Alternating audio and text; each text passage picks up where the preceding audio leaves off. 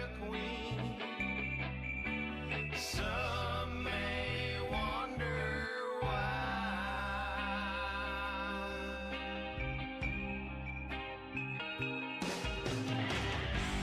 but it's gone, everything you've done.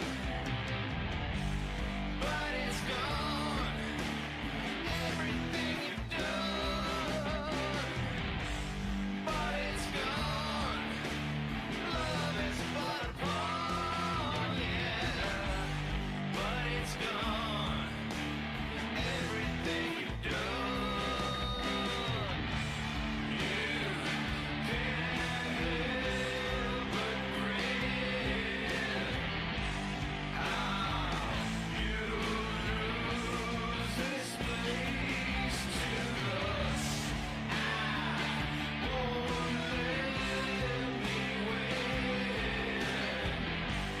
You say you want your cut, yeah.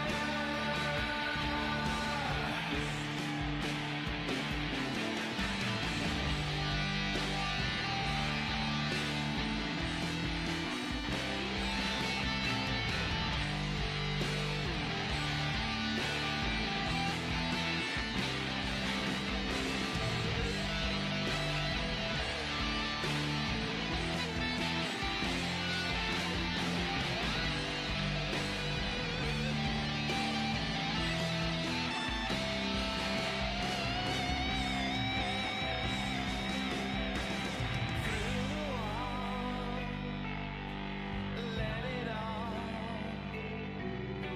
crack and make it cry.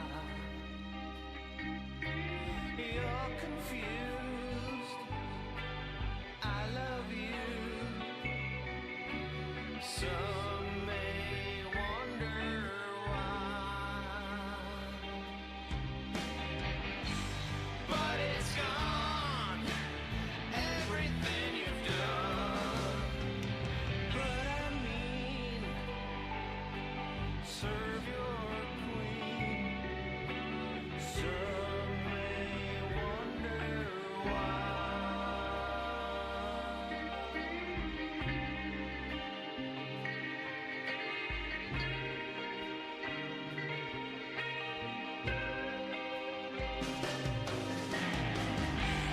But it's gone, everything you've done. But it's gone,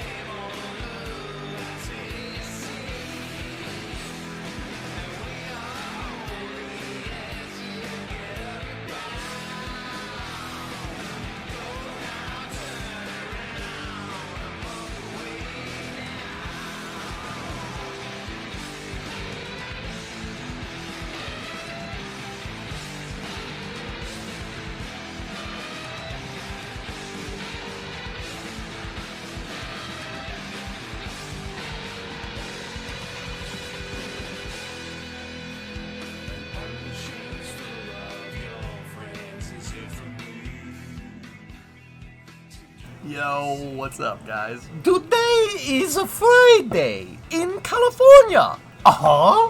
Shoot! How's everybody doing? Actually, I need a source. I need a source. Today is Friday in California. Can anybody in California actually confirm that it is Friday today, please? I need a source. Source. What's the source? Give me the source.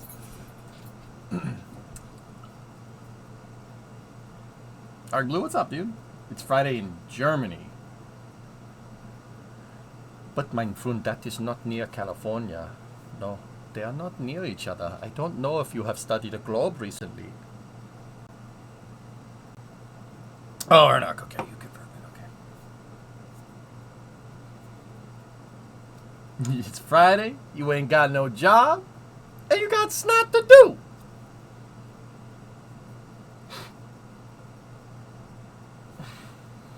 French invaders.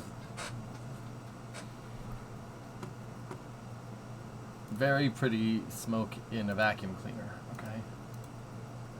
Oh, yes. That's...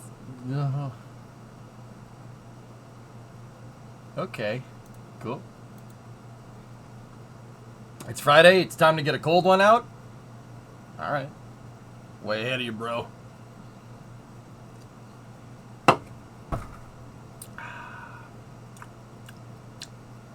You know what I'm going to mix that with? Coffee.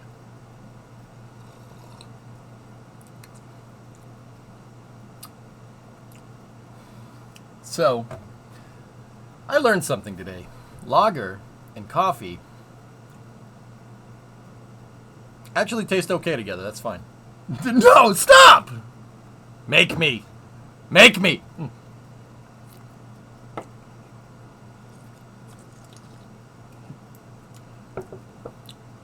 It doesn't taste bad.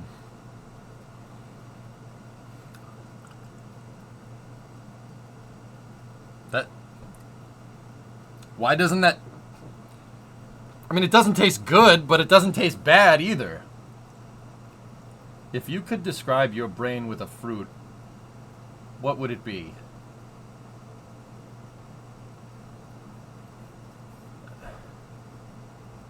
Cantaloupe. What do you think a black lager is? Cool. Tessa, good news from you. You electrocuted my shed. Oh, is it dead?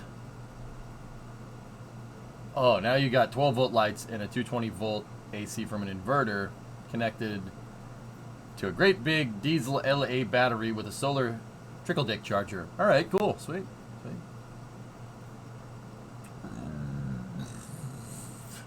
Oh, sorry. Sorry, that was bad. My bad. Because the same people that drink black coffee like dark beer. I do like Guinness. I think my tastebuds.exe have stopped working.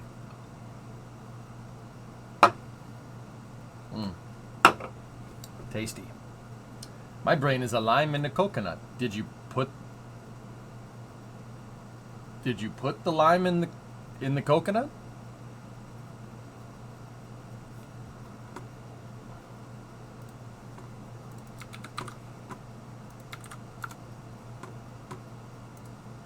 Yeah, let me see, Phil. Put the lime in the coconut. The spacecraft is safely tucked inside of the payload fairings, ready for its mission to...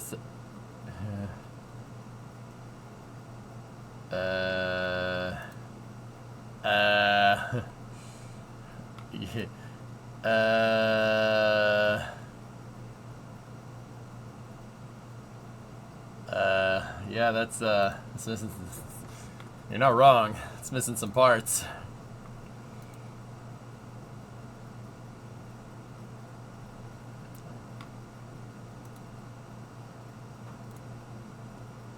Here, look at this.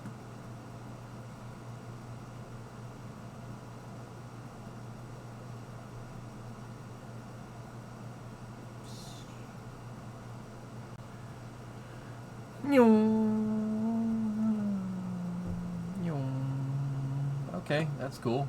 Sweet. That's pretty neat.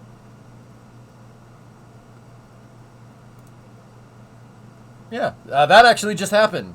Yeah, that was Galactic 4. Yeah, they spaced.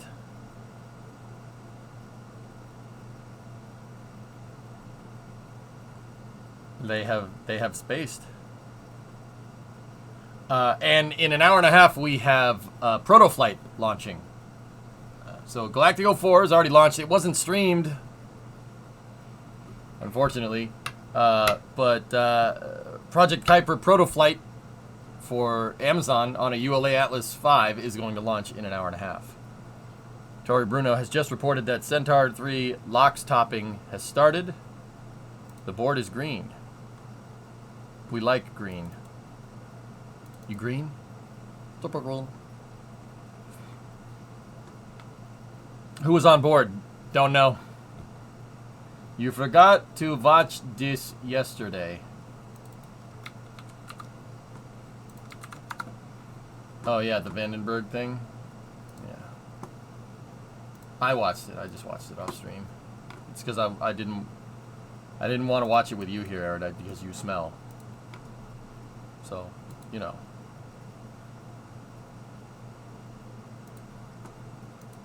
How do you smoke? You smoke? We all gonna die. Vandenberg.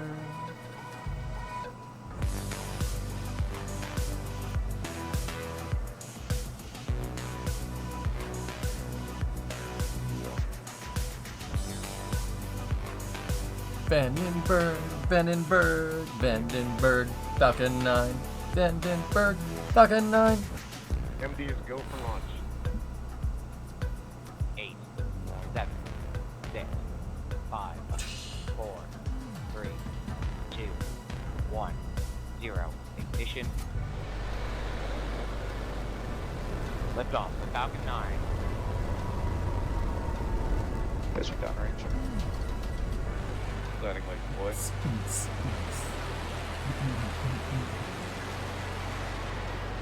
Stage 1 landing confirmed.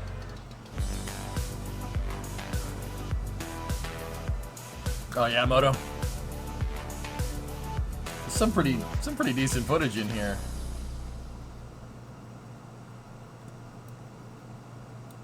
Here, let's that's inside of the HIF. We don't really ever get to see inside of that one, which is actually pretty cool. Ah, they got the hood open.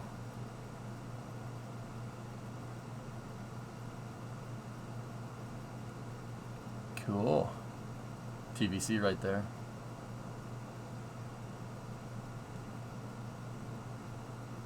Gas generator dump. See the gas generator? He's very nice. The blankets are off on this picture. So when does the big one fly? It depends on how unhappy the fish in the surrounding area are. That's a launch pin right there. That's the hold down point for Falcon 9. Look at that thing. That pin has got some freaking girth to it. Look at it. Look at it. It's got some freaking girth to it. Am I right? Oh, yeah. And yes, those are all pool noodles around the man basket. You don't want to scratch the paint. I'm serious. You don't want to scratch the paint. That's bad.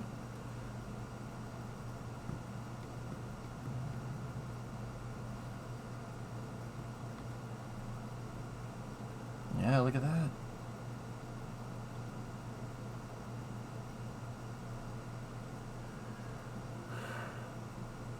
Yeah, that's right. That's right, Hellfish. Yeah, we no witnesses. No witnesses. We gotta make sure that there's no fishes, in the area.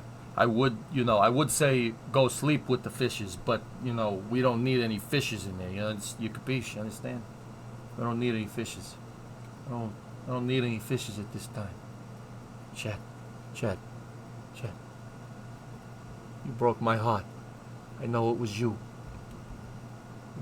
You broke my heart, Chad. You broke my heart. No fishes. Go eat all the fishes. You want to start a freaking seafood restaurant in here? Get all the fishes out or something. Jeez, hey, what's wrong with this guy? Anyway, back to rockets.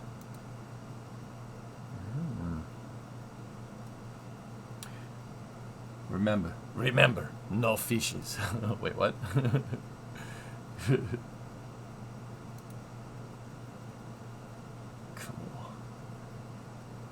Why do Falcon 9's legs come out unevenly? Aerodynamics, because the booster isn't completely plumb to gravity. Oh, dude, that's actually really cool. So, where are we in the fairing? Yep.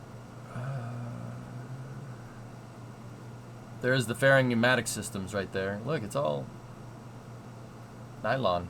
Nylon covers on stainless pipe. I think that's a tank there. I'm not sure what this thing is. Maybe some type of electronics, but it's got a pneumatic line teed into it, which is weird. Some really cool pictures in here. There's a solenoid right there. I know that's a solenoid because it looks like one. Oh, what are you doing here? What are you doing here?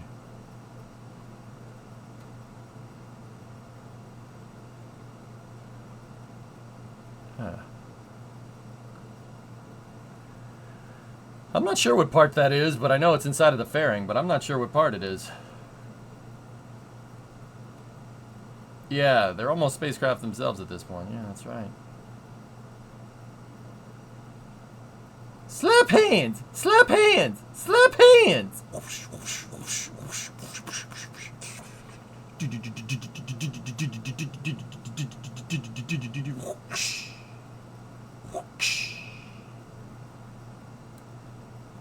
Sorry. Slap hands on camera or you're fired.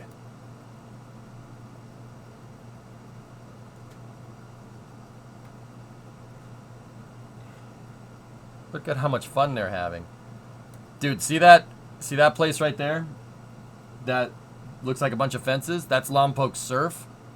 That's where the train station is, man. I've had my truck parked right there, and I've taken a picture of Slick 4, which is really, really cool. That's really neat.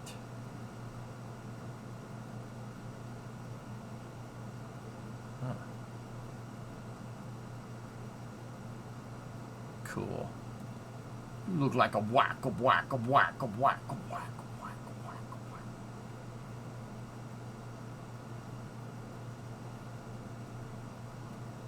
So,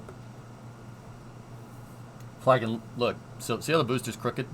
See how it's crooked?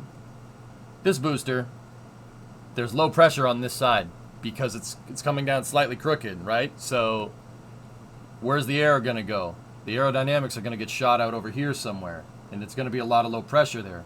That low pressure allows the leg to open faster. This one has more pressure to deal. There's more air in the way because there's higher pressure over here and lower pressure over there. That's why you get an uneven leg deploy.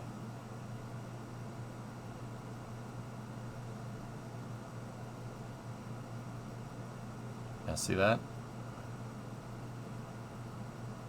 It's not very much, but yeah, that's how it do be.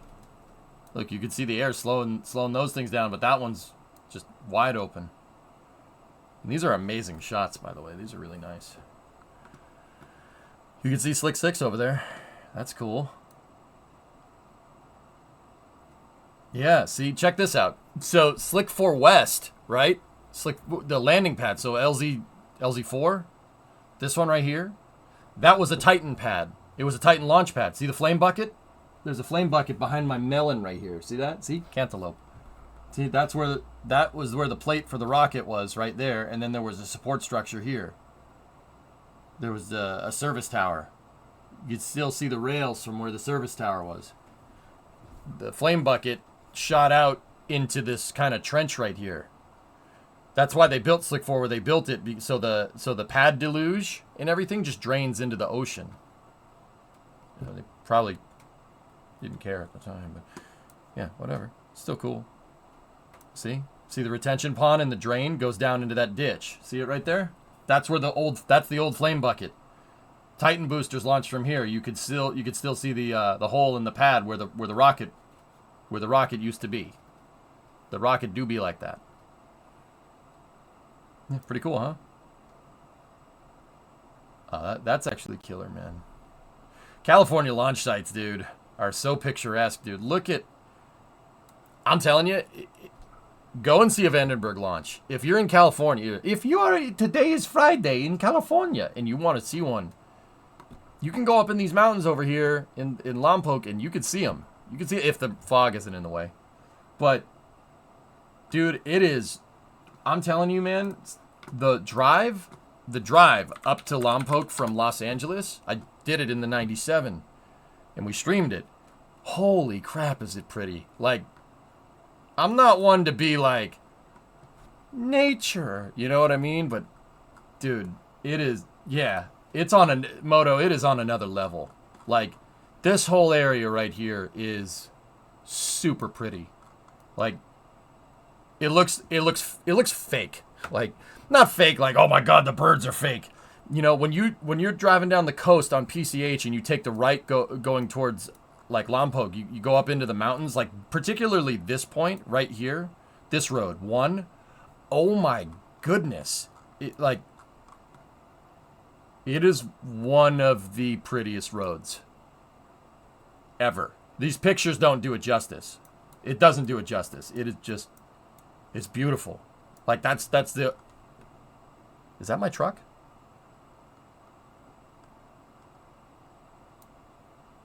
What are the odds of that? That's not my truck, but it's exactly... That's the same... Almost the same make and model. Oh my god, it's a quad cab now. That's the kind of... That is the same style of truck that I drove up here. That's weird. See? See what I mean? It's calling me. It's a sign. It's transform. It's not just a truck. It's a transformer. It's a freaking F-250 extended cab.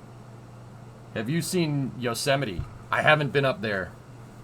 Yeah, this road is, it's breathtaking. Yeah, amazing. You're breathtaking. That's weird that just randomly there's the truck, almost the exact same model of the truck that I drove. But yeah, I drove it all the way up here. I went on to 246 and drove 246 down to Lompoc Surf. And there's a train station right here, an Amtrak train station. And then you get the north gate to the pads here. You can't go any further, but you can see Slick 4 from here. You can see it. It's right up the hill.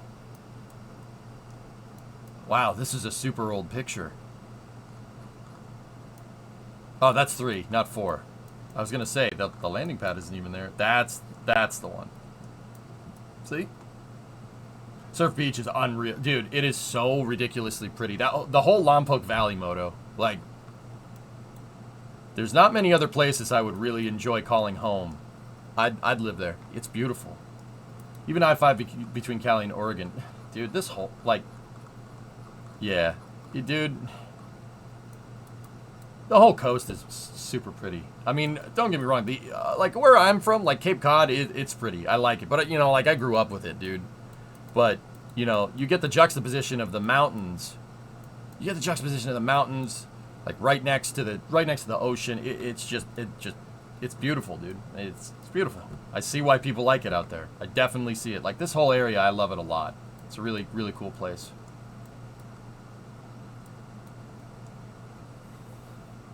Is this not near the location the Windows XP desktop background photo is? It looked like it. I don't know where that is off the top of my head, but... And Moto, there's actually a really cool custom shop here on 246. It's Hot Rod Ranch. It's up here somewhere. I think it's over here. They're like right on 246 going down to Surf. They're somewhere around here. But yeah. Same pad. Windows XP photo was Napa. I'd believe that. Yeah, it's just... So, it's beautiful, dude. Such a beautiful part of the country. Like, I'm pretty good at explaining, like, what's going on. I'm pretty good at talking about this kind of stuff. I was lost for words, dude. Hot Rod Ranch sounds like a great place. Yeah, they do good custom work up there. I know them from Roadkill. 9, 8, 7, 6, Look at 5, that pad. 4, 3, 2, 1. Yeet! We have engine ignition. And we have liftoff. Liftoff of NASA's QuickSat satellite aboard a Titan II rocket from Vandenberg Air Force Base as we continue to study the winds of the world's oceans. Was 4 West a single stick Titan pad? Did I see that right? Because I'm looking at the bucket and everything, and I don't see spots for boosters. Was it just for 2AS? It was just for Titan 2AS. Interesting. I didn't know that. That's really cool. And see, there's the landing pad right there. Looks like someone's been doing donuts on it. Can you watch the launches from the train station? No, I don't think so. I'm pretty sure they don't let you do that. It also launched Atlas Agena. I thought Atlas was Slick 3. There's 3 West over here. And the pedestal is still there. Look at that. Huh. The reason why I think Vandenberg is really cool is because it's a completely different... The pad infrastructure is a completely different design because you're dealing with completely different terrain. This is rocky terrain, hilly terrain. You have pads that have elevation and stuff around them, which makes for some really pretty backgrounds. Like, look at the mountains back there, man. Damn. Will Vulcan also launch from Vandenberg? Yeah, failures from Slick 3. Yep, Bucket!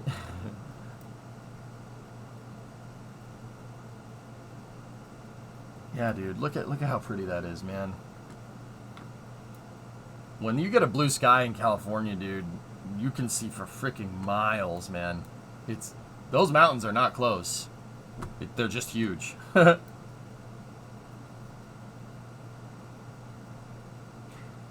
And do you guys see that? This looks like this image is slightly color corrected. It's not. It's not. The ocean is that freaking blue. I don't know if you guys live on the East Coast. The ocean's freaking green. It's green, where it's like a really dark pastel green. That the Pacific is very blue.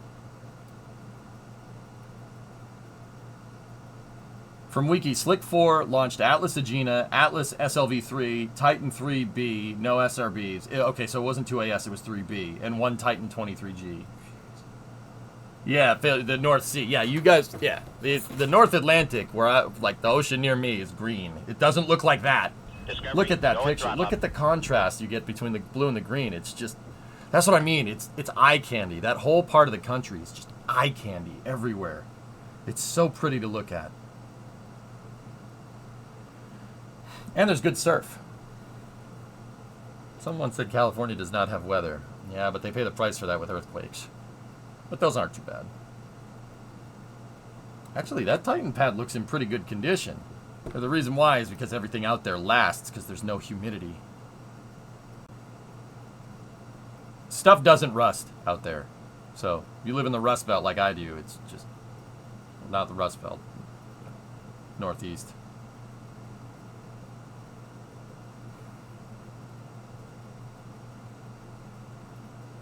So what's going on here? This cloud that it's putting up isn't a cloud of dust or anything. It's water that they spray on the pad. They spray water down on the landing pad to film cool it.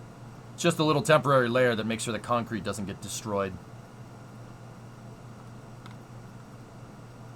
A few times I went to California, I got confused on directions because east always equated towards the ocean to me.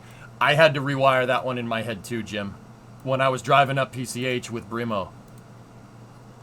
There were several times where I'm like, okay, we were just past Santa Barbara. Wait, no, I'm going south. No, I'm not going south. We're in California, you idiot. Like this drive up here, dude, up 101. Especially around, you go down here, you go near Point Magoo. It's just unbelievable. It's just such a, yeah, PCH, man. One of the best driving roads. Actually, we went up, we didn't go 101 over here. Brimo and I went through Malibu on 1, and we went by Point Magoo. There's a big old big old base over there. You like Google Earth days? Dude, me too. I like doing this. It's so cool, man. It's so cool that we have something like this, dude. I've been obsessed with Google Earth since I figured out what it was in like 2005. I downloaded it on every computer in high school. I'm like, look at this. Look at this. Look at it. It's an entire satellite. You can see everything. It's awesome. Oh, C-130 right there.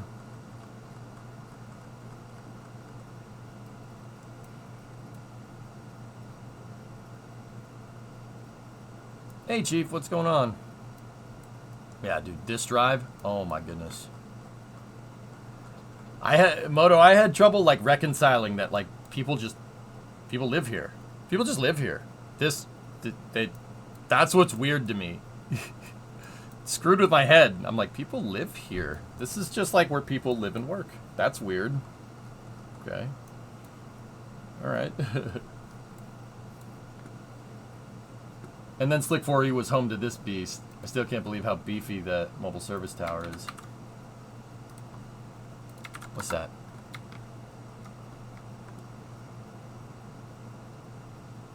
Yeah, the Titan towers were definitely chunky. Google Earth honestly has some better imagery than the government imagery you work with. I use it to verify your data. No way, Phil. We could just start it. Are we playing games tonight? I'm starting with space news because we have Protoflight. We're just kind of shooting just snot right now. Snot. We have Atlas 5 501 Protoflight.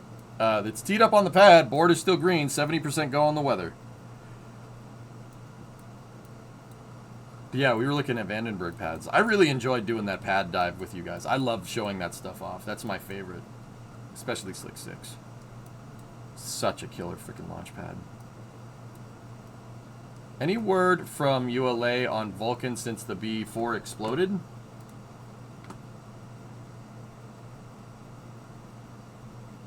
Electrocuted. The B4 anomaly was not recent, right? That was not recent, unless several months back. Okay, cool. Yeah, no, nothing regarding that, but I will say that Vulcan is, the Centaur is what ULA is the most worried about. They discovered a failure mode with Centaur that under the highest load constraints, there's a potential for the Centaur stage to pop. They found a failure mode in testing, and that's really where ULA has been they've been what's the right way to say it? They've been really working with that. Hey Elvis, what's up, dude? Still looking at Vandenberg, I'm not gonna lie to you. It's like 6, baby. That's the shuttle OPF, or it was the shuttle OPF.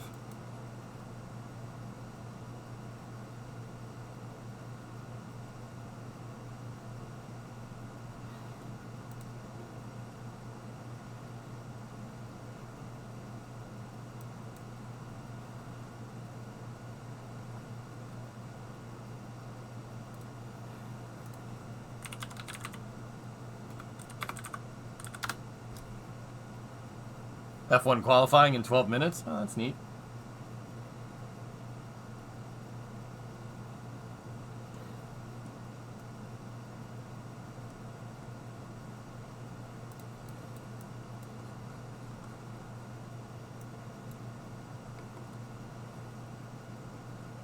Where's my street view?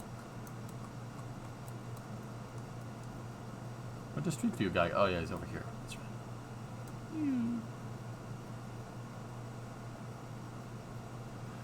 Any news from Relativity? As far as I can tell, they're pursuing, yeah. As far as I can tell, they're... Meth. Not even once. As far as I can tell, they're pursuing, they're going right to Terran R. So they're retooling. Terran 1, they decided now we're good. I see Hilux over there. Hilux and a Ferd. All right. And also a Dodge Ram. A Dodge Ram that's been cut in half and made into a trailer because that's all it's useful for. See, the Ford and the Toyotas are fine. The Dodge is in pieces. That's awesome. Ferd! Ferd! The Dodge is in pieces. You can't make that up. Oh, look at the river bend right here. Let's check it out. The freaking Dodge is in pieces. That's awesome. Oh, dude, look at this. Look at this, man. Actually, Agolix, this reminds me of New Hampshire. That looks like New Hampshire, dude. I know it's not, but...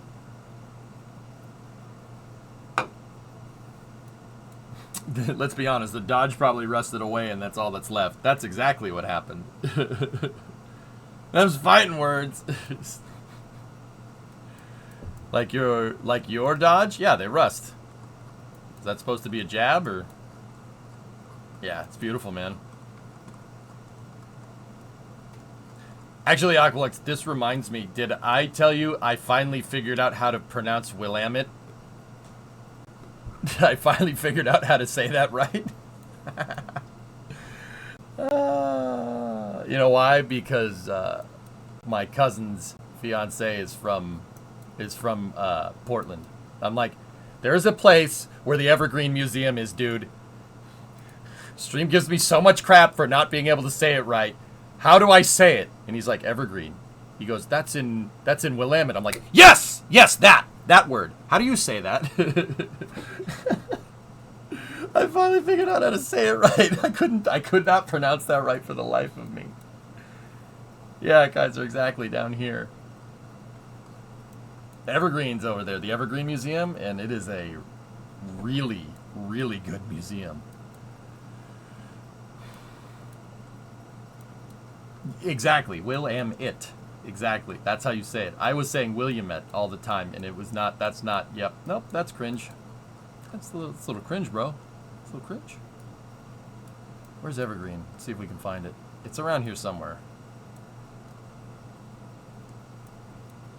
Have you ever tried to pronounce 7 in Swedish? No?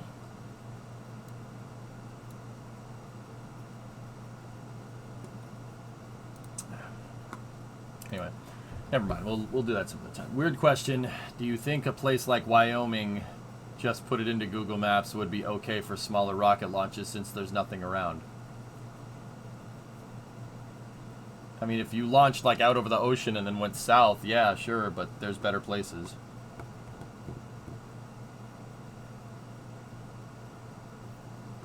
Look how it's spelt. 7 in Swedish.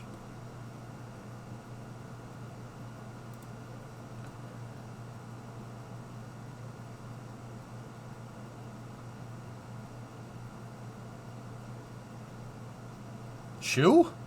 Shoe. Oh, God. Screw your language, man. Jeez. Screw your language. I thought English was bad. How did you get this from that? Who?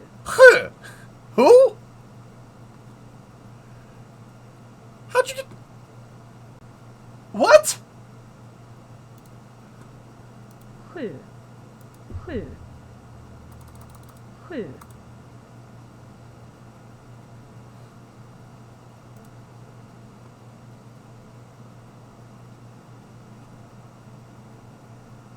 Who?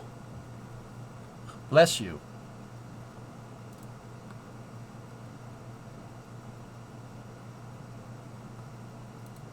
You okay? You smell toast?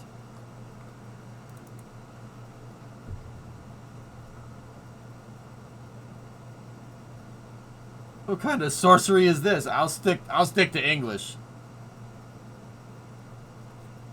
That's a weak sneeze. I think I'm getting the black lung pop. Derek, you've been down there a week. Try working in the mines for 40 years, then we'll talk. That looks nice.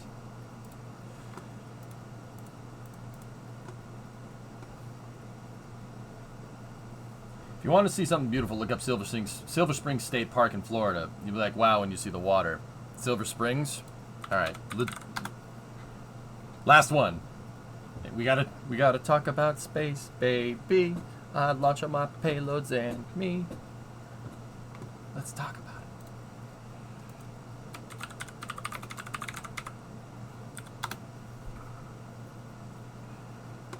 Talking about stuff that doesn't rust out always reminds me of this video. The boneyard, man. Yeah, planes are fine. Just leave planes out there, goalie. They'll be fine.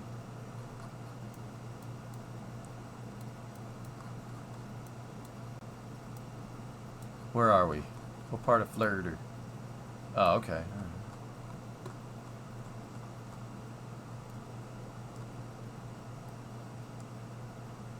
If you say R&R, it sounds like you're saying, oh no, in Australian. Alright, what's the song? No. No.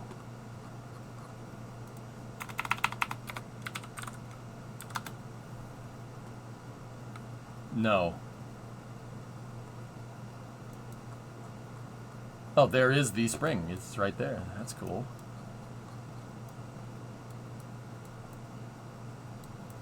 It's just a spring. That's it. And it just starts right there. That's actually really neat. Cool.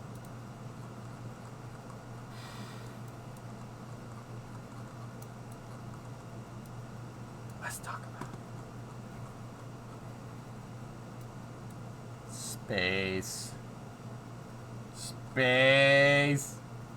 S-P Ace. What is the most underloved, underrated pad in America in your opinion? Easy. Oh no, not that one. No. Launch Complex 6 here is, that's cool. LC5 is better. Slick 6. Erudite, I'll just show you a picture. Slick 6 is probably the most underrated one. You know why, dude? Take a look. Ready? This is not a fake picture. This is real. That's why Slick 6 is awesome. Rocket launch pads in Wisconsin. Yeah, Argo, there are some up there, and then NASA had some sounding rocket test sites up in the UP, if I'm remembering right.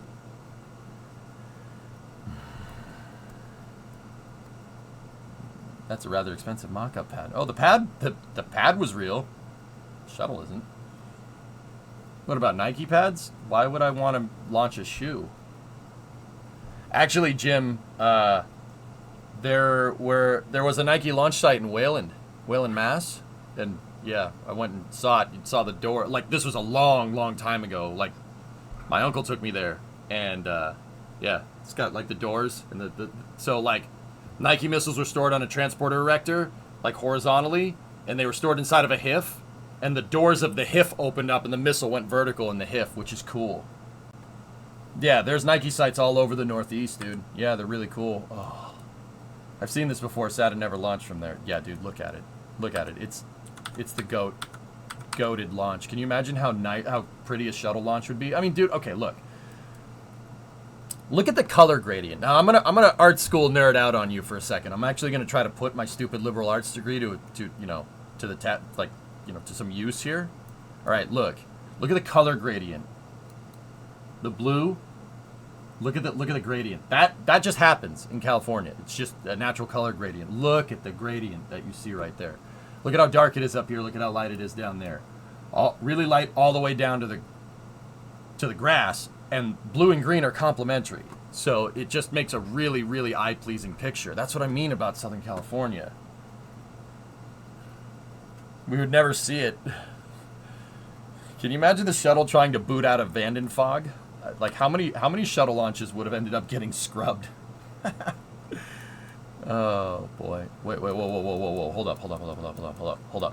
Oh.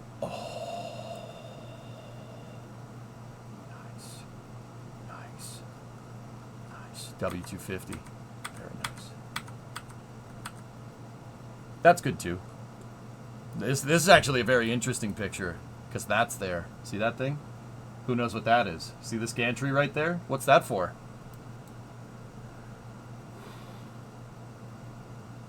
Yeah, Phil, the blue is really deep. Yeah, exactly, yeah. Okay, we're 1 hour out from the launch. payload, it's for a payload, but the payload, it's not a payload loading apparatus. Yep, Creeper, you got it. Centaur G fueling.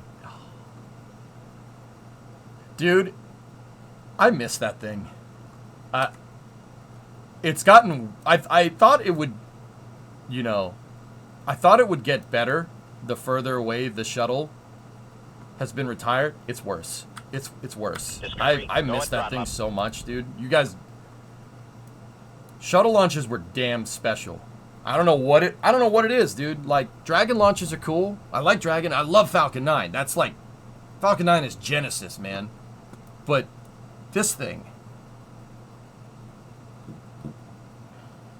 This frickin' thing, dude. What? Like, I love stick rockets. Those are great. They're awesome.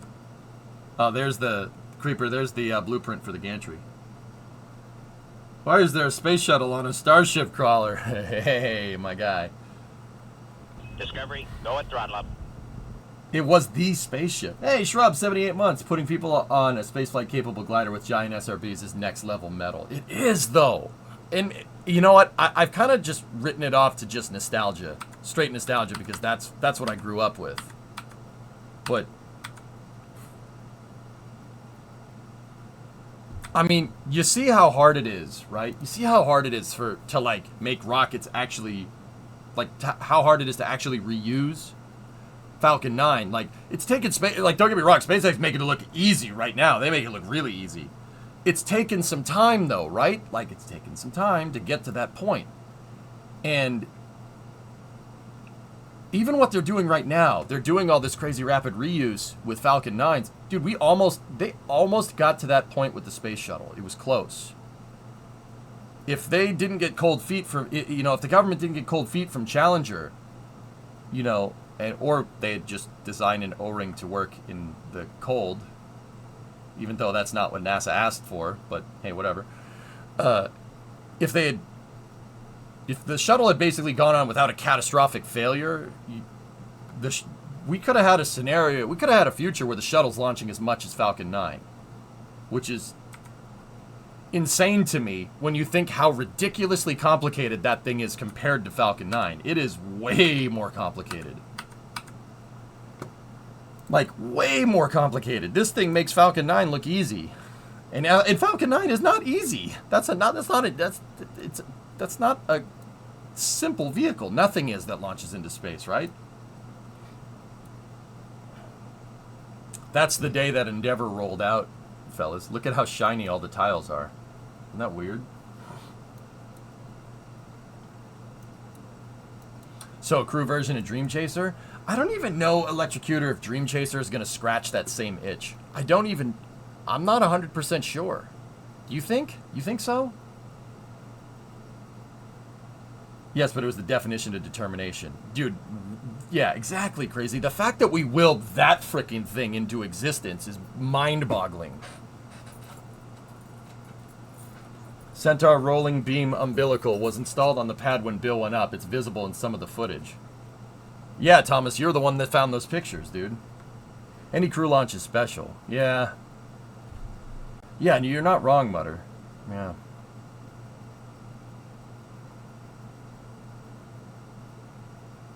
Actually, you guys want to see something interesting? Little fun fact, little tidbits about shuttles and modifications over time. So this is Endeavour. So this picture is in 1992. You're in 1992. No. Well, you weren't, that's for sure. Got him. Primo's here. I'll tell you about that in a second. What's up, baby? Nothing, I just wanted to come say hi. Oh, alright. I dumped out that planter, and all the dirt came with it. I'm kind of like, uh-oh. But It's dirt. Pouring it Yeah. on other dirt is not going to be that big of a deal. that's what I thought, It's other dirt. than it's kind of got fertilizer in it, because it's plant dirt, but Are you getting anxiety from mixing dirt? well, in the backyard where we already had a weed problem. Oh, don't worry about it. It's not a big deal. Don't worry. The winter will kill the fertilizer and pretty much everything else. That's what I figured, and I just tipped the planter over by Whatever. the shed. All good. Alright. You went outside? I know, right? You touched dead grass. I could use with a day sitting outside, but somebody decided that it was time to put all of our summer stuff away, so... Don't you put this on me! Oh, we gotta pick up because of the hurricane, sweetheart! We gotta pick up because of the hurricane! Don't put that on me! I will put that on you. You just did the same thing to me. We were all worried about the canopy and stuff, and now it's all away, and I can't sit outside, and it's depressing. Okay? You could sit on the couch in That's here not the same. and open up the garage door. It's almost, it's close. Can't get vitamin D sitting on the couch in the... It's cloudy out. What do you mean vitamin D? Cloudy out?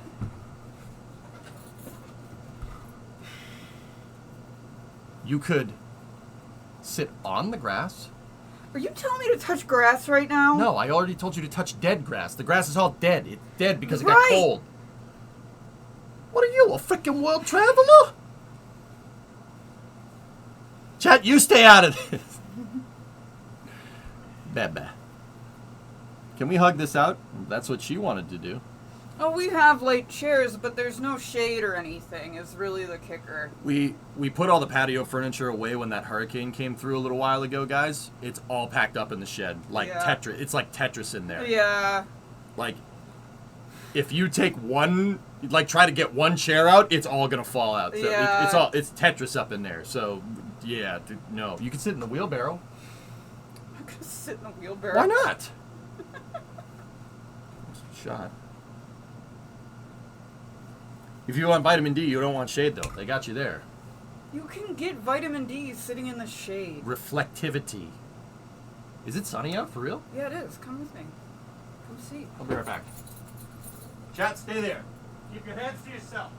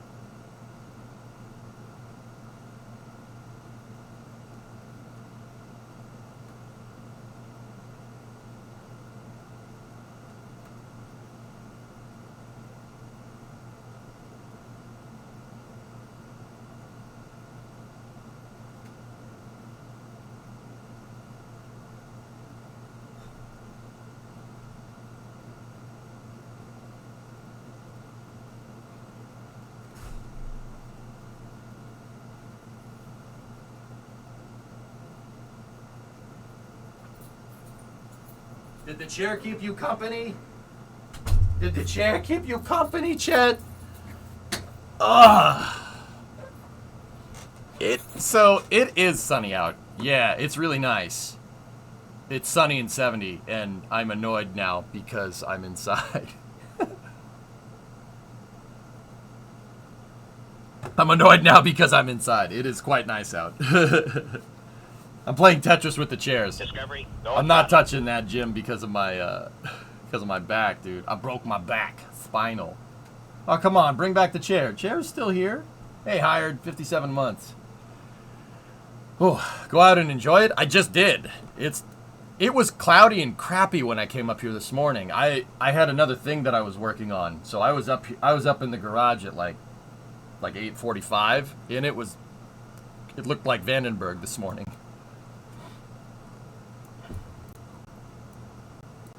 Jesus curse it. Hey D-Man, what's up? Yeah. Yep. Now then, man, I got to go sit out and hang with my wife sitting on a pickup bed tailgate for like 5 minutes. And you know what, man? You can call me basic as hell. That made me pretty happy. Just saying. Kind of basic stuff, but yeah, she's pretty cool. I'm not trying to brag. Okay, maybe a little. Blue seems to confirm that they have ended the agreement with Sierra as none of the life modules are included in the new renders. Alright, what do we got, Tomas? 2 favorite things at once? Yep. And I had my beer. Great minds, dead crew. Interesting.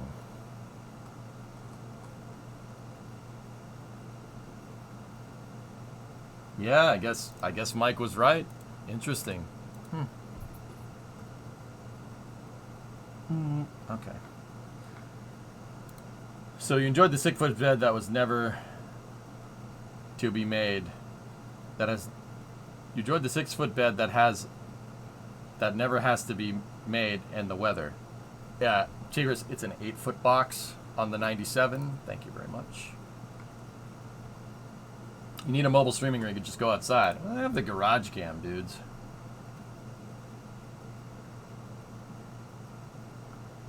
I already sent this to you on Discord, but I think talking about shuttle infrastructure, I'll post it here. Yeah, Creeper. Yeah, this is the guy that was like, it's a death trap. It's a death trap, right? Tractor, that's my mower. The mower was running super rich. Like shooting black smoke out. And thankfully it wasn't any big deal. It needed to be topped up on oil a little bit. It was burning a little bit of oil. But it was running super fuel rich, very sooty exhaust. So I sat there and stared at it for like 15 minutes over the last weekend, and I'm like, why would it be rich? Well, if it's fuel rich, that means the carb's working. So if it's running rich, that means it's getting deprived of, oh crap, it's the air filter. So I took the air box, so I opened up the air box and the air filter was full of grass. Who knew? It's a lawnmower. Funny how that works. Yeah, Jim, just needed to clean the air filter. I cleaned the air filter, aired up the tires, but I have to start winterizing that thing. I have to put stable in the tank to make sure the gas, like Jim, I don't know how it is over there, dude. Hey, actually, you reminded me, did you get those truck parts and everything, dude? You get that thing I told you? LMC, they came through, right? Second part is, yeah. I don't know how the gas is over there. They put ethanol in the gas here, and it will absolutely destroy a carburetor. Yeah, it will ruin a carburetor very quickly. If you got to drain the carburetors on all the yard equipment. So the mower, the weed whacker, the snow blowers. You know, in the summertime, you got to drain the carb. You got to run it out of gas and just drain the whole thing. Get all the gas out of the carburetor, or else it'll ruin the needle and seat. Can you get non-ethanol? You know what, Red? I probably could, but I'm not sure where. In Massachusetts, it'd probably be hard to find. I'd probably have to go to New Hampshire to get it. They started putting ethanol in the gas over here too.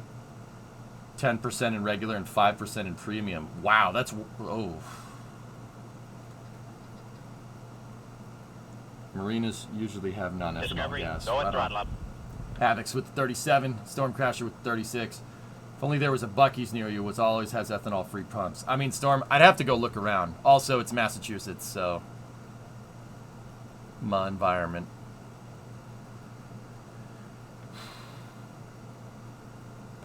The U.S. has mandated 10 to 15% for all gasoline. All right. Yeah. You know, Hellfish, I'm like this close from just going and filling up the mower with diesel fuel. Yes, it'll make smoke. No, it won't ruin the carburetor. It's pictures of them building the fixed service structure at 39B. Oh, okay, Creeper, yeah. Or we could use aviation fuel. Yeah, you could you could use aviation fuel, leaded aviation fuel. You could use that in the mower. It's no big deal. It's just expensive. I didn't realize it would even run on diesel. Lawnmower engines can run on anything, Shrub. They run on they can run on anything. You could put motor oil in the gas tank. As long as it's viscous enough, it'll run that, no problem. True Fuel, no ethanol at Home Depot. You pay through the nose for it. Okay, Clayton. Yeah. Don't put diesel in the mower. It was a hypothetical. I'm not actually gonna do that. Safing the thing doesn't take very long, dude. It's just cars with carburetors, mowers with carbs and stuff. I actually, believe it or not, got pollen in my eye, for people that are wondering. You gotta take the whole thing. You gotta take the carburetors off, take the carbs, or just drain them. Like if it's the cars, if it's the Coronet, if it's not in the garage during the winter, I'm taking the carb off and draining it.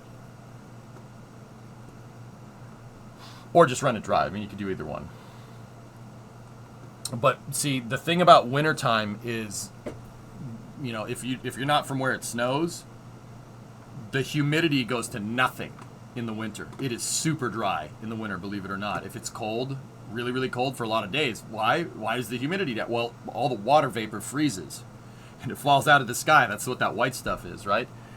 So it's super dry, and it will eat the gaskets anyway. The dry humidity will dry out the gaskets.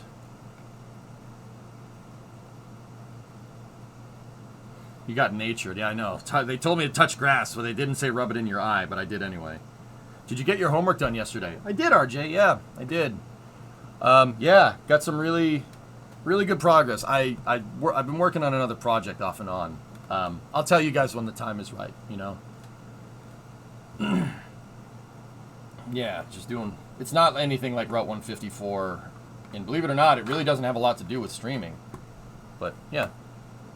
Well, maybe a little bit, but... Alish pushed 6 minutes. Okay. Go hit the eye wash? Nah, I'm alright. I'll just wipe coffee in it, dude. It'll be fine.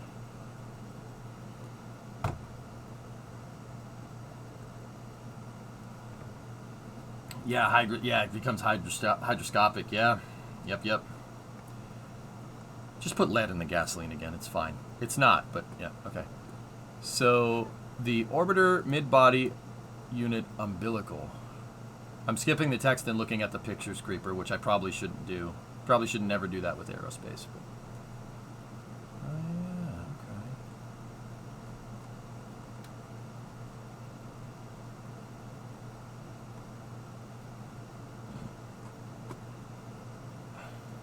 Look at the mock-up payload bay doors that they have on the rotating service structure.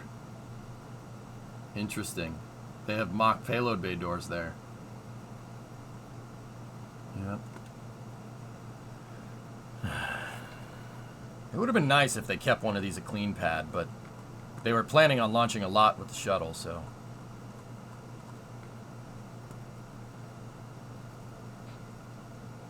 I'm thinking of getting fresh gaskets for the carbs on the big brick.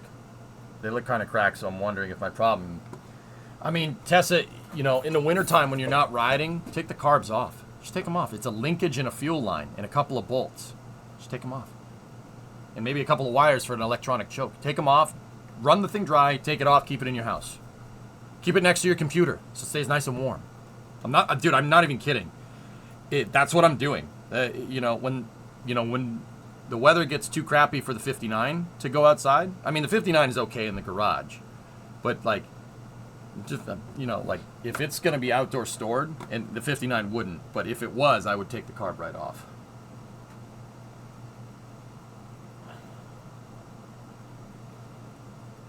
Yeah, actually, Creeper, you've probably seen it, dude, but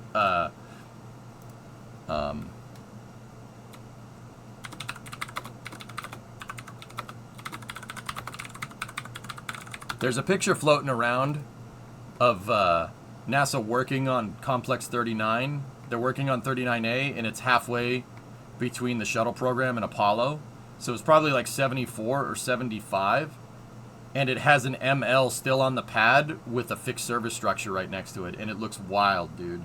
Just tuning in. Is the ULA flight still good to go? Yep, as far as I can tell, Protoflight is... It got delayed just a smidgen, but it's still on schedule. So... yeah, there it is. That's the picture right there. Look at that one. Oh, this is a little thing about Complex 39. Yeah, they were supposed to build, they were going to build 5 pads, dude. Dude.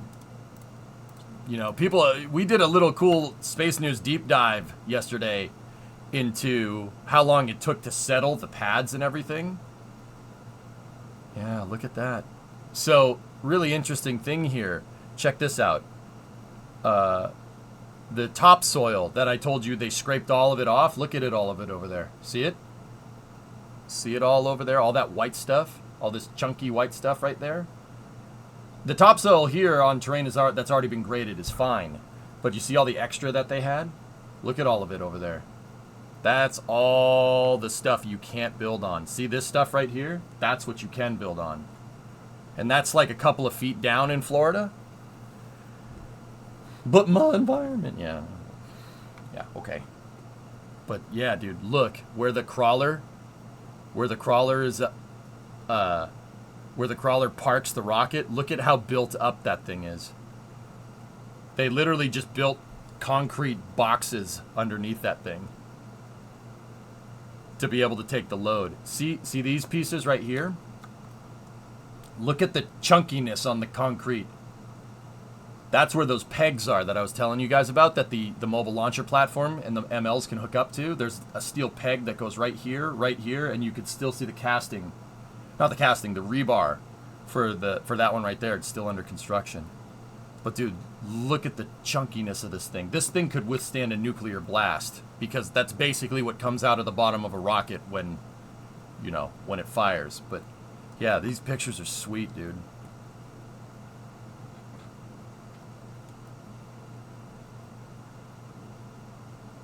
Yeah, Tigris, probably. Yeah, absolutely. You know what's cool? You know what's cool about looking at these old pictures? It looks like Boca Chica. I thought that was really neat. This looks like Boca Chica. You know, you swap the cars out for newer cars, swap the cranes out for newer cranes. It'd say, "Oh, this is Starbase Texas." It looks the dude. Yeah, no, looks the same, dude. It's kind of cool. It looks like what Boca should have done. I don't think SpaceX has the real estate to do something like this. But if they were gonna build a big pad like this down there, you'd have to do something like this. You'd need to dredge all the terrain. And I'm sure that would go over well with the wildlife people. I can do you one better from 1976.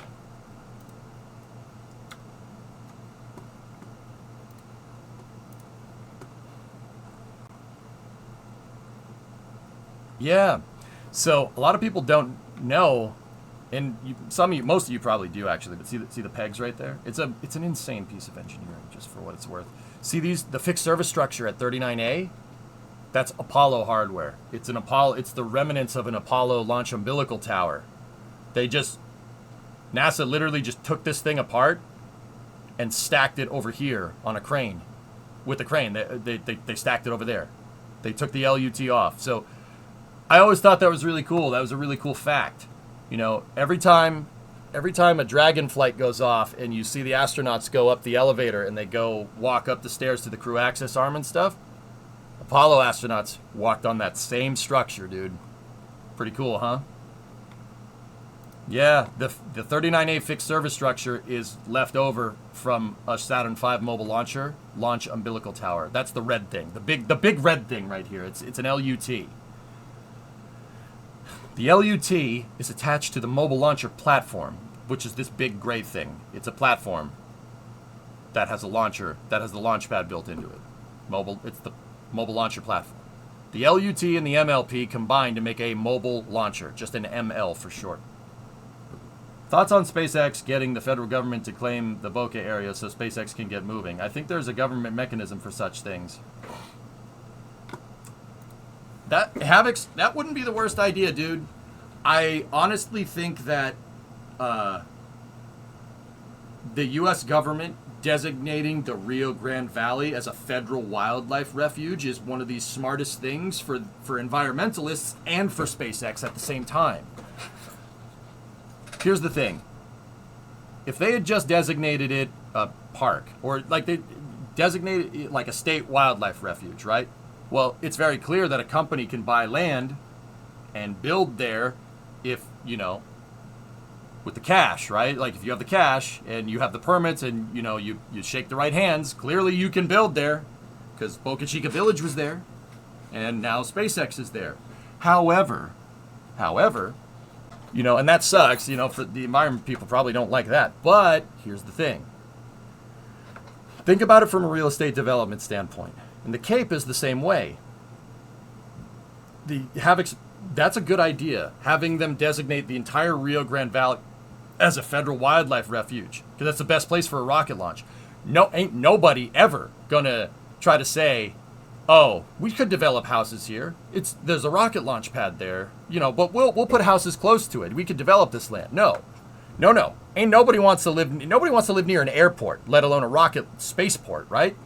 So, actually, that's a really good idea, dude. Designating it a federal wildlife refuge would be great. That would be great for SpaceX. It would be great for the environment too, because that's basically a guarantee. A rocket launch complex is basically a guarantee that no one is ever going to build anything there ever.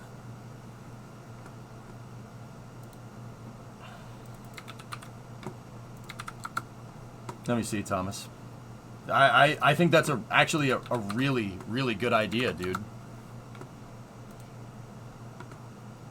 I'd live near a pad, yeah, for what it's worth. Let me see, Thomas.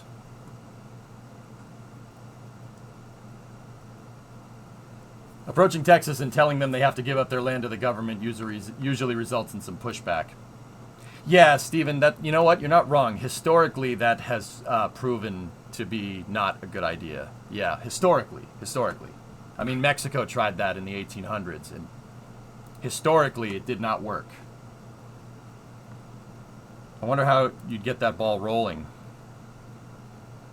Actually, designating it a national park or like a federal wildlife refuge would probably be a good idea. I mean, nope. Discovery, yeah, go and throttle. I don't know. Maybe Texas will do it themselves.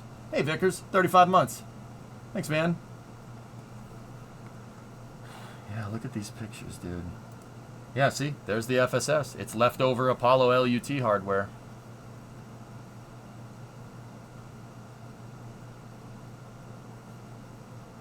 Dude, I was talking with one of my buddies that works down there last night.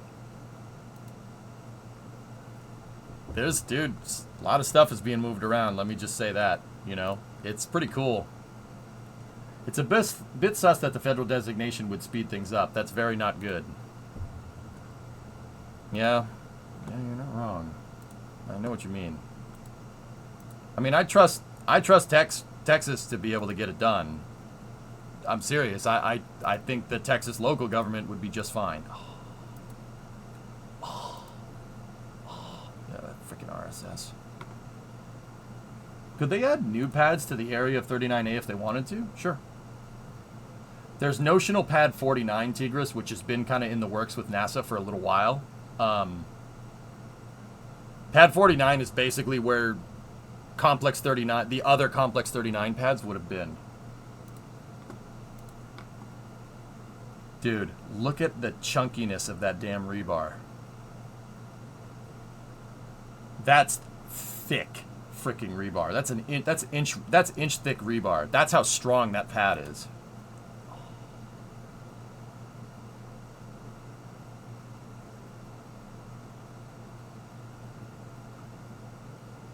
Wicked.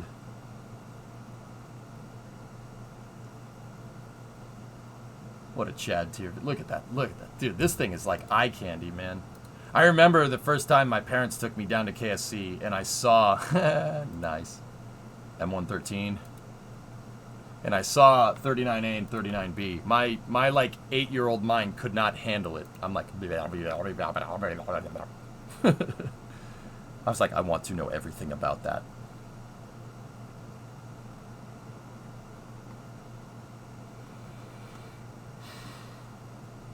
Kuiper weather updated. Probability of violation 15%.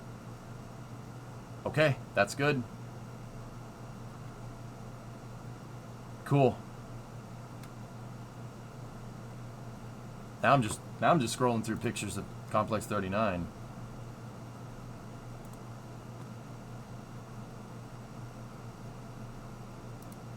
That's not good.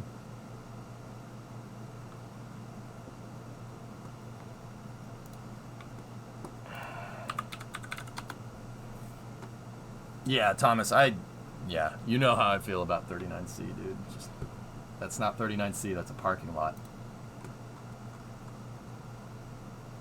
There are 34 pages worth of links from that link that you sent. So, Tigris, you want to see something cool? Creeper, we'll check back in a second. Want to see something cool? They built the provisions on the crawlerway for another pad eventually. See? The provisions are there. You could extend the crawlerway, and it's not just the grade, right? It's not just the grade for the crawlerway. It's the electrical. It's all the HVAC systems, like it's the power systems. Well, that's electrical, EJ. Yeah, and they even extended the road. See that? ULA is starting. What's the name of the other pad? I forgot. The one that didn't get built. 39C. 39C was basically supposed to be, the crawlerway was supposed to extend up here a little ways. Like that. And then it was supposed to be right there. Like, basically right where 402, that road is. It was supposed, they're basically supposed to extend the crawlerway here and then take from where my head is to the pad and hit Control C and Control V. And then after that, dude, they had plans of, the original plans for Complex 39 was to basically mirror what would be 39B and put another pad right here, and then another pad would have been basically right there. So think, 39B, another clone of 39B right there, and then a mirrored clone of 39B right here, and then straight forward, just keep going straight down the crawlerway, and then another one. Actually, the one up at the top would have been a forgive this. It would have gone something like this. It would have been here, and then it would have turned like that. Basically, there would have been a turn to the crawlerway, only a right-hand turn, like 39A. That's what they wanted to do. That was what the plans called for. Like that. But they were like, oh, no. It's not, we don't need that. We only need 2 pads. Why are we building 5 pads? We only need 2 pads. Yep, and like I said, they even built the provisions to extend the crawlerway. I still will say to this day, that if NASA ever decides to build another pad up here, connecting it into the crawlerway and the VAB would be the best way to do it. Because this road right here, that road ain't an industrial road. Remember we were talking about heavy roads versus light roads. 402, if you wanted to build it as an access road for a launch pad, you'd need to basically erase the whole thing and start over. Also, there's train tracks there too, so you'd need to get rid of those and relocate those as well. And then you'd need to run power out there. Industrial power, which, okay, where are you going to do that? There's already power right here. Industrial power, and You don't need to relocate anything. Just build straight up and just build this right here. Maybe that one little road right there you can get rid of, but that road's been abandoned for years. That's old A1A. That road used to be the highway that went through Merritt Island a long time ago.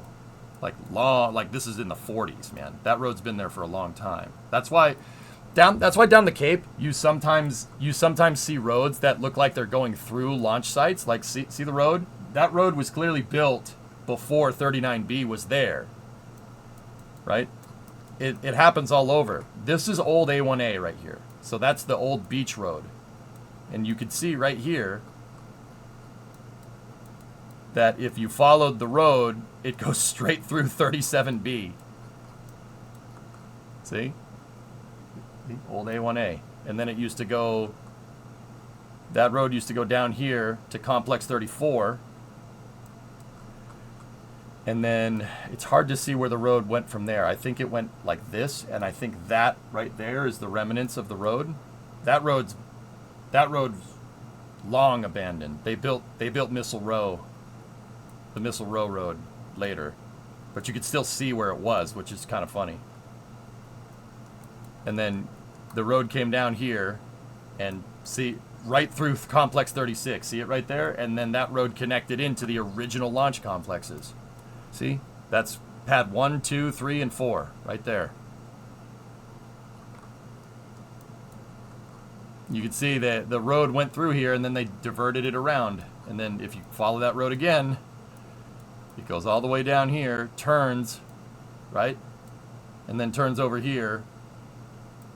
Now take a look. See this road right here? That road just ends. Why does it just end?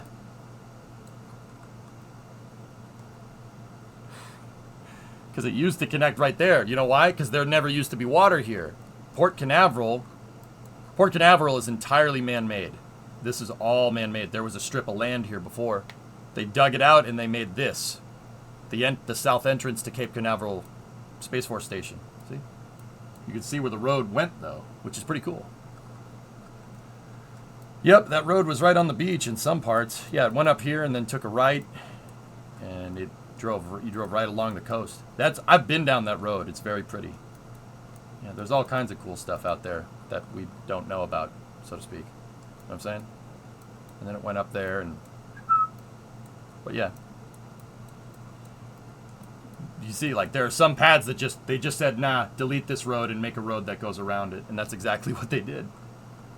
Can civilians take tours when there aren't launches scheduled? Yeah, of course, Tigris.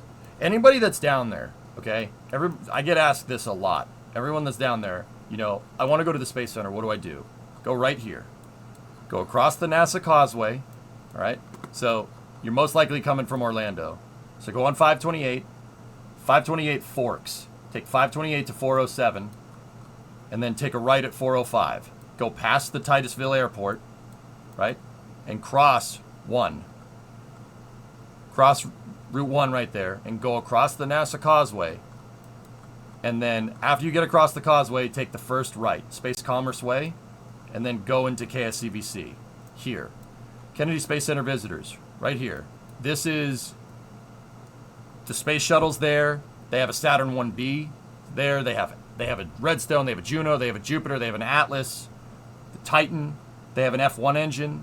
There's a Falcon 9 sitting in that building right there with a mock-up of Dream. Well, not a mock-up. It was a test article for Dream Chaser. There's an IMAX theater. There's a bunch of good stuff. But once you're there, take the tour. See the tour buses? Pay for the extended tour. You will not be sorry. The extended tour buses go on to the base. They go past the base checkpoint. They go on to the base, and you drive up. You drive past the VAB. You drive down the Saturn Causeway. And if you take the super extended tour, right? You take the super extended tour, they'll stop at the beach so you can look at the pads. And then they'll drive back. They'll drive around the outside of the crawlerway here. So the bus will take a right on the way back and go past where they build the crawlers. It'll go past the CTs. It'll go past the RPRSF where they turn solid rocket boosters. And then, if you pay for it, it'll take you up to the Saturn V visitor complex right here. There's a Saturn V in that building, and you could sit there and look at that. There's also an Apollo capsule in that building, a real one. I think it was 14s. The tour costs, I don't know how much it costs off the top of my head. Well worth it if you're a space fan. It's well worth it. It's amazing. And then after that, what I would do is I'd drive down Merritt Island Parkway, so 3, cross to A1A, and there's plenty of places to eat down here, and you can literally watch Falcon 9 sail into port. That's where the drone ships get picked up. Right there. And there's plenty of places to eat. You could sit and you could watch cruise ships come in, and you could watch rocket hardware get delivered. It's pretty cool.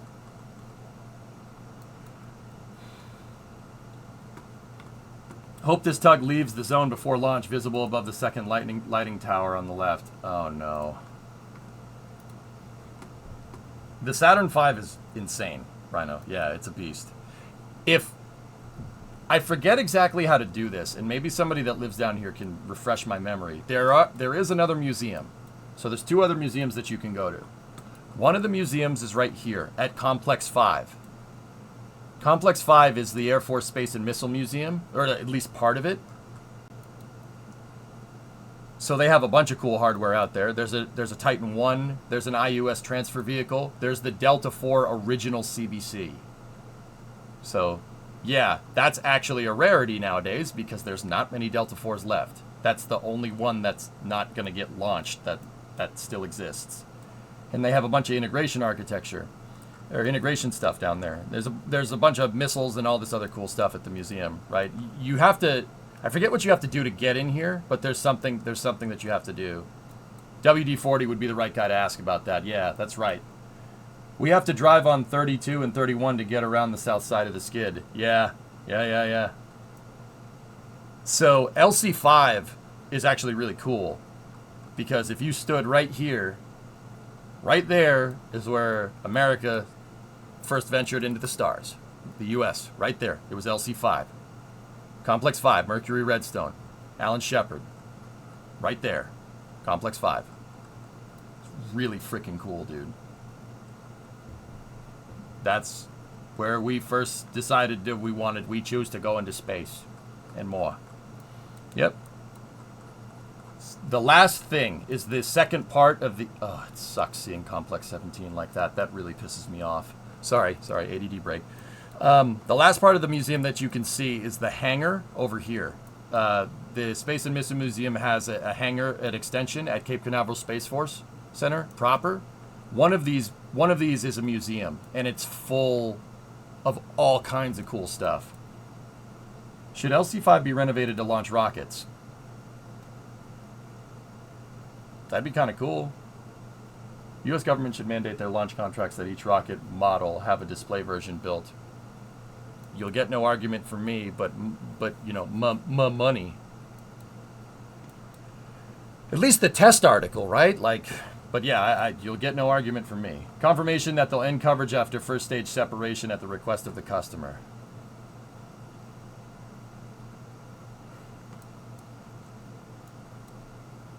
Hey, it's their money, dude. It's that Amazon money. You know, if that's what they want to do. Personally, Phil, I don't think, and maybe I'm biased because I make money off of covering rockets, right? The more coverage you show, this is just something that I think is very important to understand, and it's hard for a lot of launch providers to see this. Some of them don't care. So, like, the best one by far is SpaceX. SpaceX does not care. As long as you're not breaking their rules, you know, they're talk about our rockets, show our footage, we do not give a frick.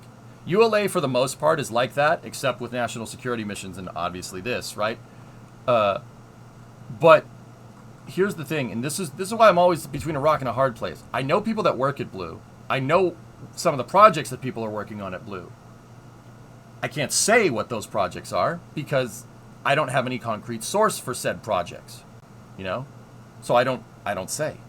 And also, viewers, I find, don't want to be outed that they work at this place, especially if they're working on something that we shouldn't know about, right? So I'm stuck between a rock and a hard place because I want to talk about this stuff, but I have no way to source it, and I have no way to communicate it to you. Basically, if Blue would be a little more transparent about this stuff, I could do their PR work for them, no problem. Like, it's easier for me to show you guys that this company is doing this if I have something to show you, right? I mean, Blue doesn't work like that. They don't like being straightforward about it, and it's a shame because, man, people, there's a lot of misinformation out there. People put out a lot of, like, I know people in the industry that tell journalists that they don't like stuff that's not true just to see if it gets reported. I know people that do that, which is kind of funny, which is why I'm very careful about this stuff. But long story short, if they were just a little bit more transparent about this kind of stuff, I could do their PR work for them for nothing, you know. But yeah, they don't do it, dude. I want to. So, like, the Air Force Missile Museum's over there too. There's a Falcon 9 in there. There's a Titan missile. There's all kinds of cool stuff. But, like, just scroll over here. You go to Complex 36. Dude, I want to talk to you guys about this thing. ULA launch live stream is on for Atlas 5. Okie dokie. I want to talk to you about Slick 36 and how it's just as big as Complex 39. It's a Complex 39 scaled pad. Look at the size. See 39 up there? And see 36? 36 enveloped 3 launch pads. 11, 36A, and 36B. And, dude, this whole thing is the size of Complex 39. It's gigantic. I would love to show you guys the interior of this. I would love to show you the transporter rector. I'd love to show you all this stuff. But yeah, they don't give us anything. They don't give me anything. You know? Like, I don't know what to tell you.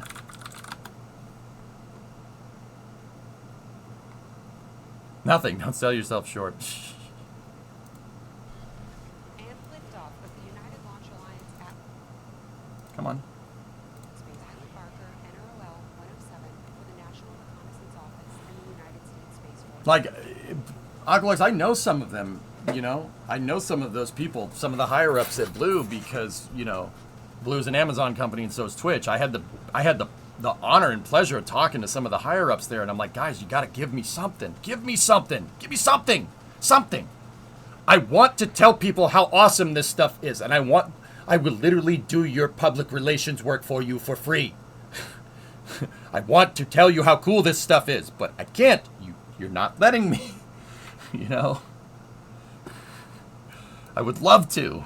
It's because some of the, dude, like I said, if half of the whispers that I hear from Blue is true, oh my goodness. It's, yeah, you guys, if half of the stuff, heck, if 1% of the stuff that they're reported, that I hear from them is, like, from out and about in the industry is true, oh my goodness. Oh my goodness. All communications switch to channel 1. All right, so I'm going to switch us up to Protoflight here. This is Project Kuiper, ULA Amazon Protoflight. Yes, that rocket has an Amazon logo on it. You heard that right. Terminal count briefing.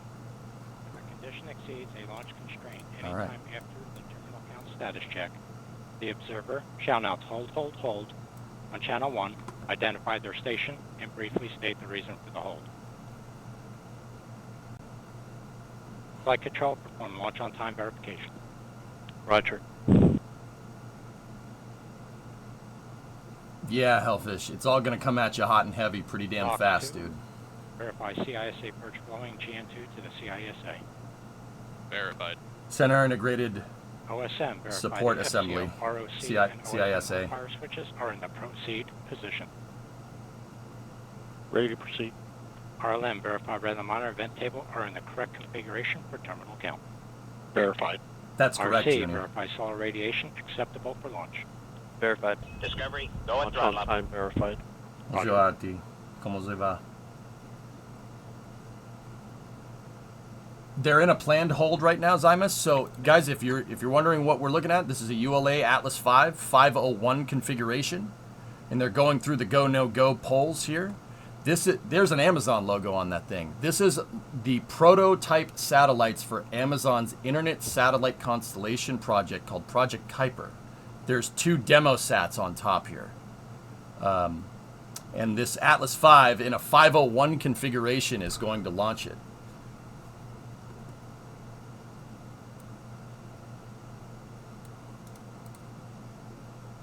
NSF just did their ad. All right. Boop. There you go.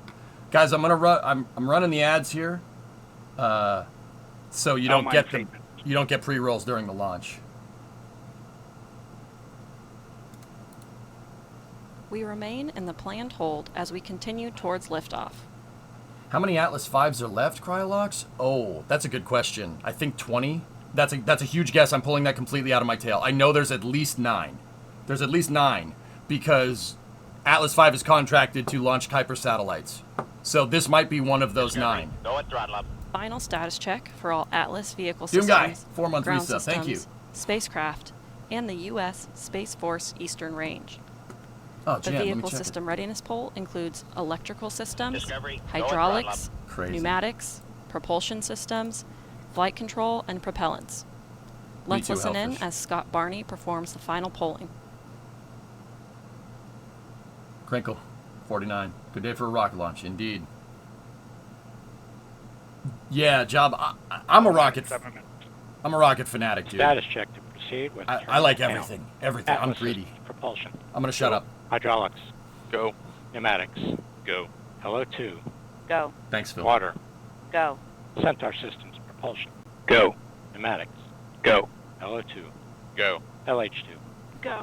HASGAS. Go. Electrical systems airborne. Go. Ground. Go. Facility. Go. RFFTS. Go. Flight control. Go. GCQ. Go. OpSport. Go. COM. Go. Umbilicals. Go. DCS. Go. Redline monitor. Go. Quality. Go. Op safety manager. Go. ULA safety officer. Go. Vehicle system engineer. Go. Anomaly chief. Go. Range coordinator. Clear to proceed. Launch director. You have permission to launch. Chat. Proceeding with the count. Go. All right, they'll go out of the planned hold here in a second. Basically, this is the mission director going around the horn asking... ALC, verify T0 is set for 1806. Verified. Okay, 6 minutes to launch. Anomaly chief engineer. Basically, that's what all these people do back here. They're all Steps are complete prior to terminal. they're all leads of certain different... Polling is complete and the launch team is go for Discovery, launch. go at throttle up. From T-minus 4 minutes until liftoff, you'll hear Scott Barney and the launch team performing the final steps in the countdown procedure. Several critical activities occur in the final minutes before launch, including verifying fuel tank levels and pressures in the booster and Centaur, and arming the flight termination system. At T-minus 25 seconds, you'll hear Go Atlas, Go Centaur, Go Kuiper. This is the final status check of rocket and payload readiness. At T-minus 3 seconds, the main engine ignites. Then, after seeing Atlas V lift off the launch pad, you'll begin hearing flight commentator Rob Gannon providing launch vehicle ascent data. Robbie. So basically that go no go poll is where they go around the horn. There's somebody in charge of every subcomponent on this. So like there's somebody in charge of Centaur, and then there's somebody in charge of like the fueling system on Centaur, and then the oxidizer filling system on Centaur, and then the gas purging system, so hazardous gases on Centaur. Basically that's what all those people are, and the mission director's going around the horn and making sure that all Discovery, go at throttle up. everything on the vehicle, so like first stage, second stage, payload is good to go. There's other systems that look kind of overall look at the whole thing overall. This is Atlas Mission Control at T-minus 4 minutes and holding. We anticipate releasing the hold in just a few moments. Like the red line monitor has basically 3, 2, 1. hold release 359 and counting. The red line monitor basically is looking at all the control systems, 355. and if anything goes into the Ground red, pyros it's his job to say. So the ground pyrotechnic system is online. That is the separation system for Atlas to the The pad. countdown clock has resumed and we are go for launch at 2:06 p.m. Eastern. Atlas is bolted to the pad with 3 hold down points. With liftoff approaching, we're going to raise the volume on our launch team so you can hear the final preps taking place. Those three 330. bolts, Atlas basic, hydraulics at flight pressure. basically have a shotgun shell in them. So when the shotgun shell blows off, it breaks the bolt in half, and Atlas separates from the pad. It's basically a shotgun shell with no buckshot in it, but it's a shotgun. It's called a explosive bolt. So it's a bolt with a pyrotechnic charge built into the core. So when it goes off, it snaps the bolt in half. There's 3 bolts on Atlas 5 that are holding it to the pad. 3 Why? minutes. Why 3? There's only 3. Pressurizing Atlas tanks. So Atlas can be held Securing LO2 topping. with SRBs on the pad. The other thing that holds 250. Atlas in place is a 4th hold point, FCS internal. which is which is called the vehicle stabilizer, which is holding basically the neck of the first stage right there, that prevents the vehicle from moving around. The vehicle stabilizer will separate at liftoff. Should be the last non-SRB flight of Atlas. Yeah, Vulcan's better. Let's be real, Vulcan's better. What if they need to wait on SMB for the toilet to come back to say go, no go? They make sure that everybody's has waste released before launch. There's the single RD-180 engine. The RD-180 is an oxygen-rich stage combustion cycle. It's 1 power pack with 2 nozzles. So that looks like 2 rocket engines, but it's just 1. 1 fuel pump is feeding two nozzles with the RD-180. 159. Vehicle internal. 155. Launch 154. sequencer start. The vehicle's on internal power. So basically there's 150. a power disconnect Centaur LH2. in this structure Securing next to Centaur it, LO2. and they've separated the vehicle from the grid. The onboard batteries on the rocket are now powering the 140. systems. Launch enabled. 137. FCS armed. T-minus 90 seconds. The launch FTS vehicle, payload, ground systems, and eastern range are go for launch. For those of you that just joined us, I'm Amanda Sterling, and I'm your host for today's live coverage of the Atlas V Project Kuiper Protoflight launch. What's up, Amanda? The team is not working any issues at this time, and we're on track for liftoff at 2:06 p.m. Eastern. Let's roll.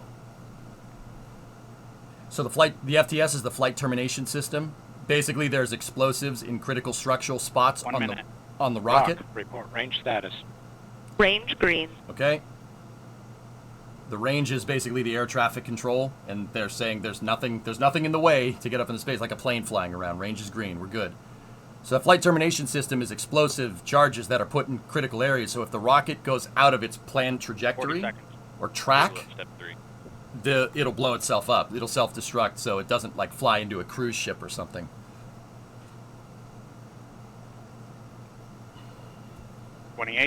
Verify ECS reduced for launch. Environmental Very control fine. systems. Status check.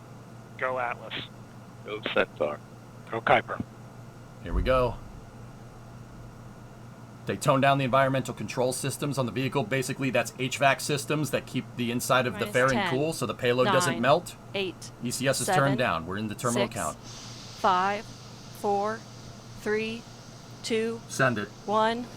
We have ignition Good set. and liftoff of the United Launch Alliance Atlas Go, V baby, rocket, go. carrying the Protoflight mission for Amazon's Project Kuiper. Looking good. All right. Fly, baby, fly.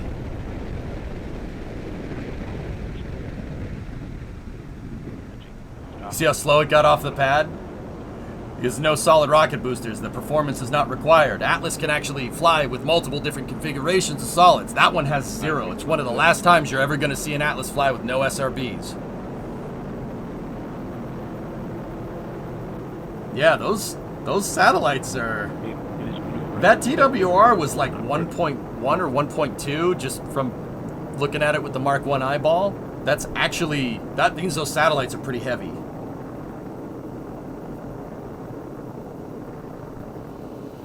Okay, everything's looking good. You can see Slick 41 right there. There's that road that we were talking about. Everything looking good. Old A1A. I mean, that's Slick 41. 40 is over here. That's Here's 39A. of Rob Gannon providing launch vehicle Vehicles ascent down. data. See the road? 4 miles Go- altitude. going through the 0.3 miles pads. downrange. We were just looking at that on Google Earth. There's a live shot of it, man. That's pretty cool.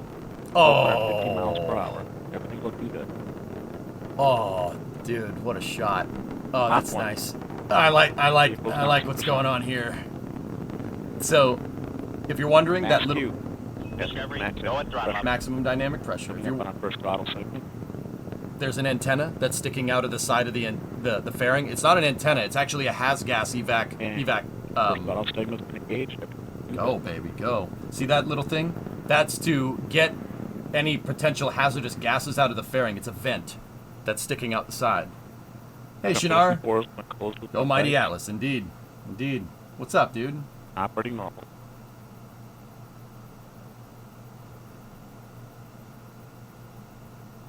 Yeah, Josh, I agree. Yeah, see, look, see the entire coast of the Merritt Island Wildlife Refuge right there, and then Cape Canaveral Space Force Station, Kennedy Space Center's right there. Ooh, little bit of wobble there. Closed loop guidance is in.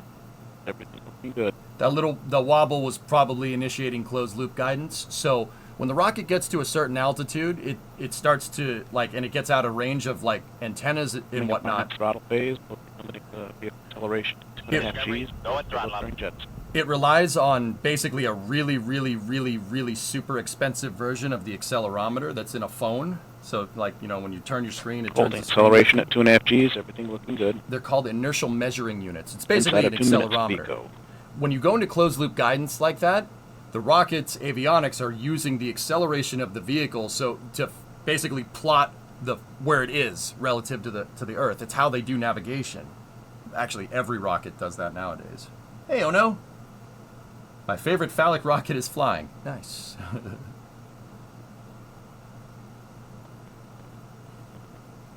Everything looking good. Engine operating. It knows where it is, so it knows body rate. because it knows where it isn't.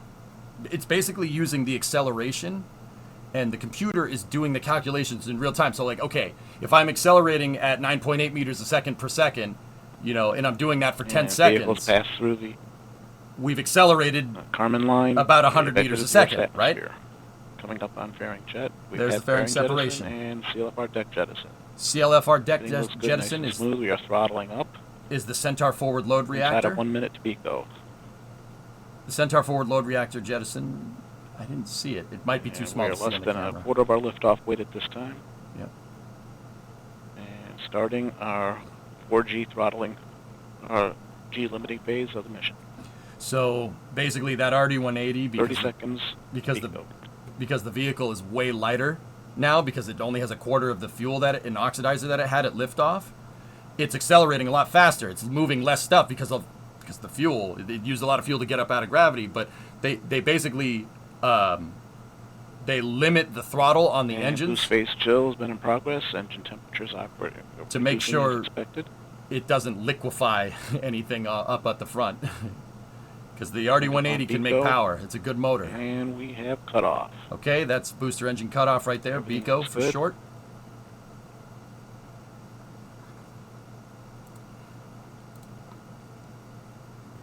Now we have pre-start on fuel and locks.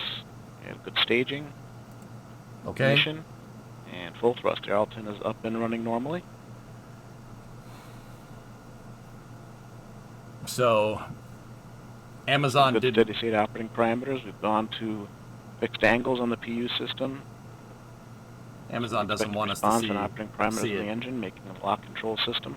but we still have calls right there. Temperatures are converging to bottle temp as expected. How many Atlases are left to be launched? Chenard, there's 19. Or no, 18. 18. This was the 19th. And we are now in the middle of a 18 left. 10-minute, 12-second nominal burn of Centaur. We'll have a single burn to spacecraft separation. This is Atlas Mission Control at T plus 5 minutes, 45 seconds.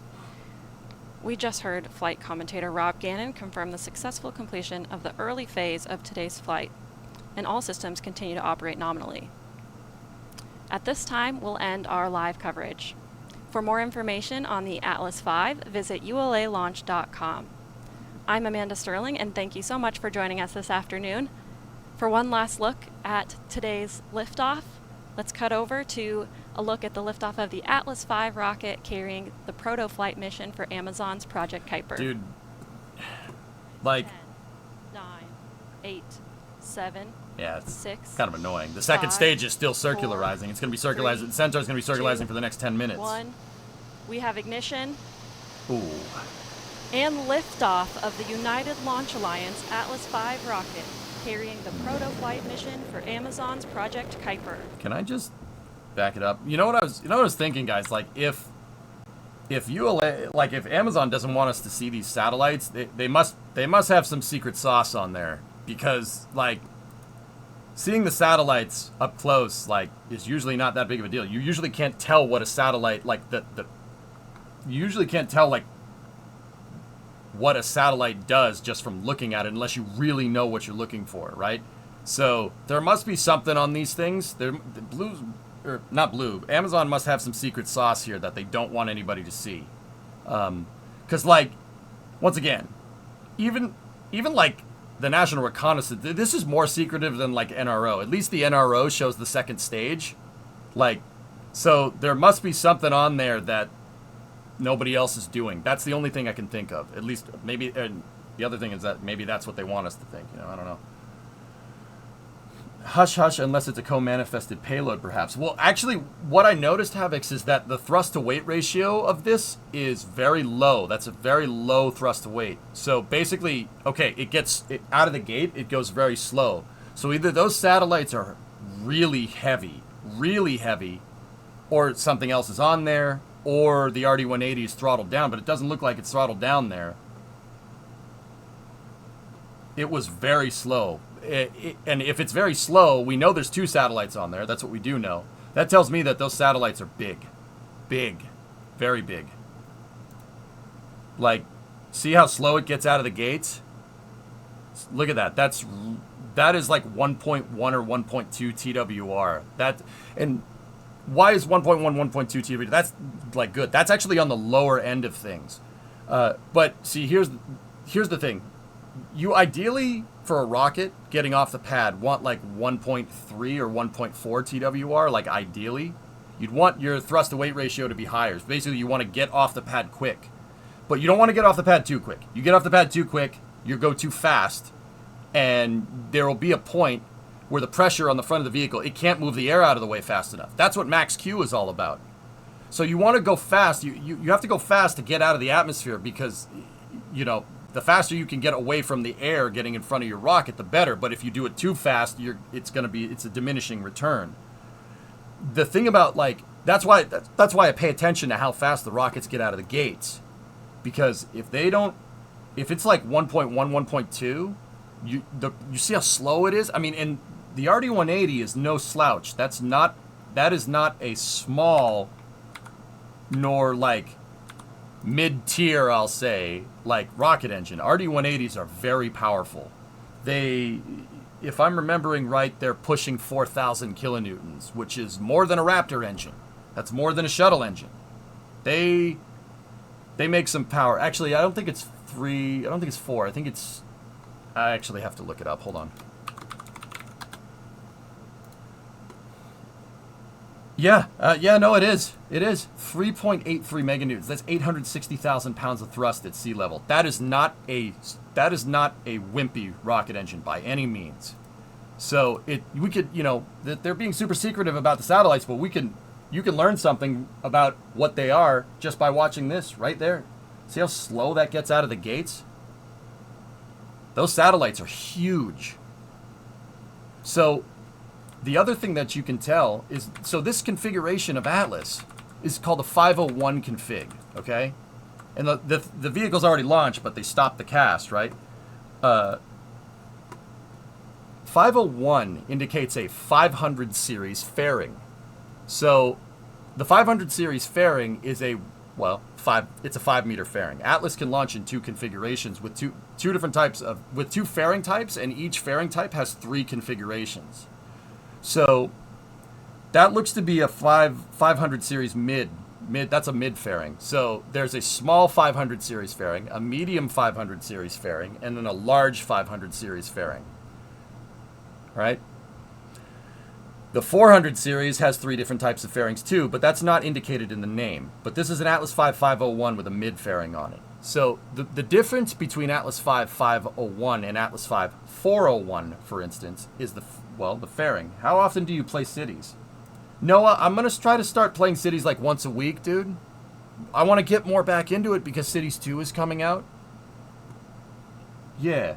Actually, no, I'll be 100% honest with you. When do you have free time? I'm asking. Like, what time during the day are you free? Like, cause I'll pick a day next week and I'll play it for you. I'm not even kidding. I don't know you, but it doesn't matter to me. I want to play cities. So, this right here is an Atlas 5 501. So it's a 501 with a mid 500 fairing, and the big difference is that with a 500 series fairing, the Centaur upper stage is actually inside of the fairing. This whole thing is the payload fairing, and right there, that line on that fairing represents, that's the top of the Centaur stage. So the payload is in this top cone piece. Right? So the second number, I mean, Creeper, you're going a little too fast for me. The second number, I love the enthusiasm though, right? The second number is the number of SRBs. So this is a 501, 0. So there's no SRBs. You can actually see that every Atlas stage, you see those, there's two like dots right there down the bottom. Every Atlas stage is built with the provisions to be able to have up to 5 SRBs. But this one has 0. This is the last time you're going to see an Atlas, that was the last time you're going to see an Atlas fly with no SRBs. Every other Atlas configuration from now on has more solids on it, right? Snicker, you were on that launch pad a few weeks ago? Dude, that's awesome. Sweet. And then the last number in the 501 configuration is the number of upper stage engines. Atlas, on top of having 2 different types of fairings, 3 types of each, 3 different sizes for each type of fairing, can have an upper stage in it, a Centaur 3 upper stage with 1 or 2 engines in it. There are the different configurations of the twin engine Centaur versus the dual engine Centaur is literally, well, actually called single engine Centaur, or SEC for short, or and DEC, dual engine Centaur. So the 1 in the Atlas 5, in this Atlas 5 configuration, represents what type of Centaur 3 you have up there. You have an SEC. So Centaur 3 SEC. So it's the 3rd generation Centaur, single engine Centaur. Right, so 3rd gen single engine. That's what the 1 means. So if you want to look at Atlas 5 is a Lego kit. It's a Lego kit rocket. It's originally a Lockheed design, but the crazy part about Atlas is that, once again, you have all these different types of fairings, all these different combinations of SRBs, and all these different combinations of upper stage, single or dual engine, right? And basically it makes it so, you know, if you have a heavier payload, right, you can put it basically wherever you want. Like okay, it's a little bit heavier payload. Okay, let's add another SRB, right? Unfortunately, I know people went directly to this, to Atlas Heavy. Never was a thing. They could do it though. They could have done it. Nobody ever wanted it, so they didn't do it. But yeah. So think about the integrated engineering. I mean, this is rocket science after all, guys. Think about all the integrated engineering you need to be able to have a rocket that can launch with 2 different styles of fairings, 3 variants of each style of fairing, 2 different types of upper stages that are similar but not, because one has 2 engines, one has 1, all integrated around a single core stage, a single Atlas 5 CCB, right? And then each CCB, the common core booster, can have up to 5 SRBs on it. That makes it so you only need to make 1 type of SRB, 1 type of first stage, and a slight variation on the second stage. That's it. And the difference between the different types of 400 and 500 fairings is just the length. So that means that you can have a factory that's only cranking, one factory can crank out fairings, the 3 different types of fairings. One assembly line can crank out the 3 different types of fairings. They just got to adjust the tooling. Same with the 500 series, right? One production line can make dual or single engine Centaurs. The SRB manufacturer just literally makes the same thing over and over and over again, right? And then the Atlas CCB production line just makes more Atlas. You just make more of these. That's it. Just make the same thing every time. Like that Atlas 501 that we just saw launched, that one has the mounts on it for the SRBs. They build them the same every time, which is actually really, really smart. It took 12 seconds to clear the tower. That's really low thrust to weight. Why are the boosters asymmetrical? Yeah, Jim, good question. That was where I was going with this. On top of all that modularness of the booster, it's an asymmetric launch vehicle. Well, that 501 was not an asymmetric launch. There's no boosters. But when it does have boosters attached to the side, the boosters are asymmetric. When I first learned that, I really, I don't like it. I hate it. Why is it asymmetric? Well, it's asymmetric due to how Atlas 5 CCBs are designed here. The Atlas 5 CCB has, it's probably about the simplest way that you can manufacture rockets. So it's anodized aluminum. So it's made out of 7000 series anodized aluminum. And if you look, the RP1 tank is a single segment of aluminum and the LOX tank is 2 segments of aluminum. You see that? So you have your assembly line just cranking out a panel here. And they can crank out panels, and you can make LOX tanks or RP1 tanks with the same panel. It's a milled aluminum isogrid. So they have one production line. Like think Factorio now. You have one production line that's just making the same curved panel over and over and over again. And then you have another barrel processing area that's just welding all the panels together. And then you could stack one on top of the other, like stacking fuel tanks in KSP, right? Same idea. Right? Stack 2 of those barrel segments on top of each other, boom, you made the LOX tank. And then you have a bulkhead on the bottom of the LOX tank and a bulkhead on the top of the LOX tank, bulkhead on the top of the RP1 tank and the bottom of the RP1 tank. And then once again, you're only making one type of thrust structure here. This piece right here is the structure that basically takes the load from the engines and makes sure that the engines doesn't push through the bottom of the RP1 tank. It's a load distribution mechanism, right? And see, those are the SRB mounts, those kind of triangular things. That's where you mount the solids. But that over there is a bolt, the hold down bolt points. There's one there, and one there. They're triangulated, like think a Mercedes symbol, right? So the reason why the SRBs are in an asymmetric configuration is because Atlas 5 does not have what's called an internal LOX downcomer. All right. Okay, what is that? EJ, are you making up words again? I mean, maybe. Sometimes. Maybe. Yeah, a little bit.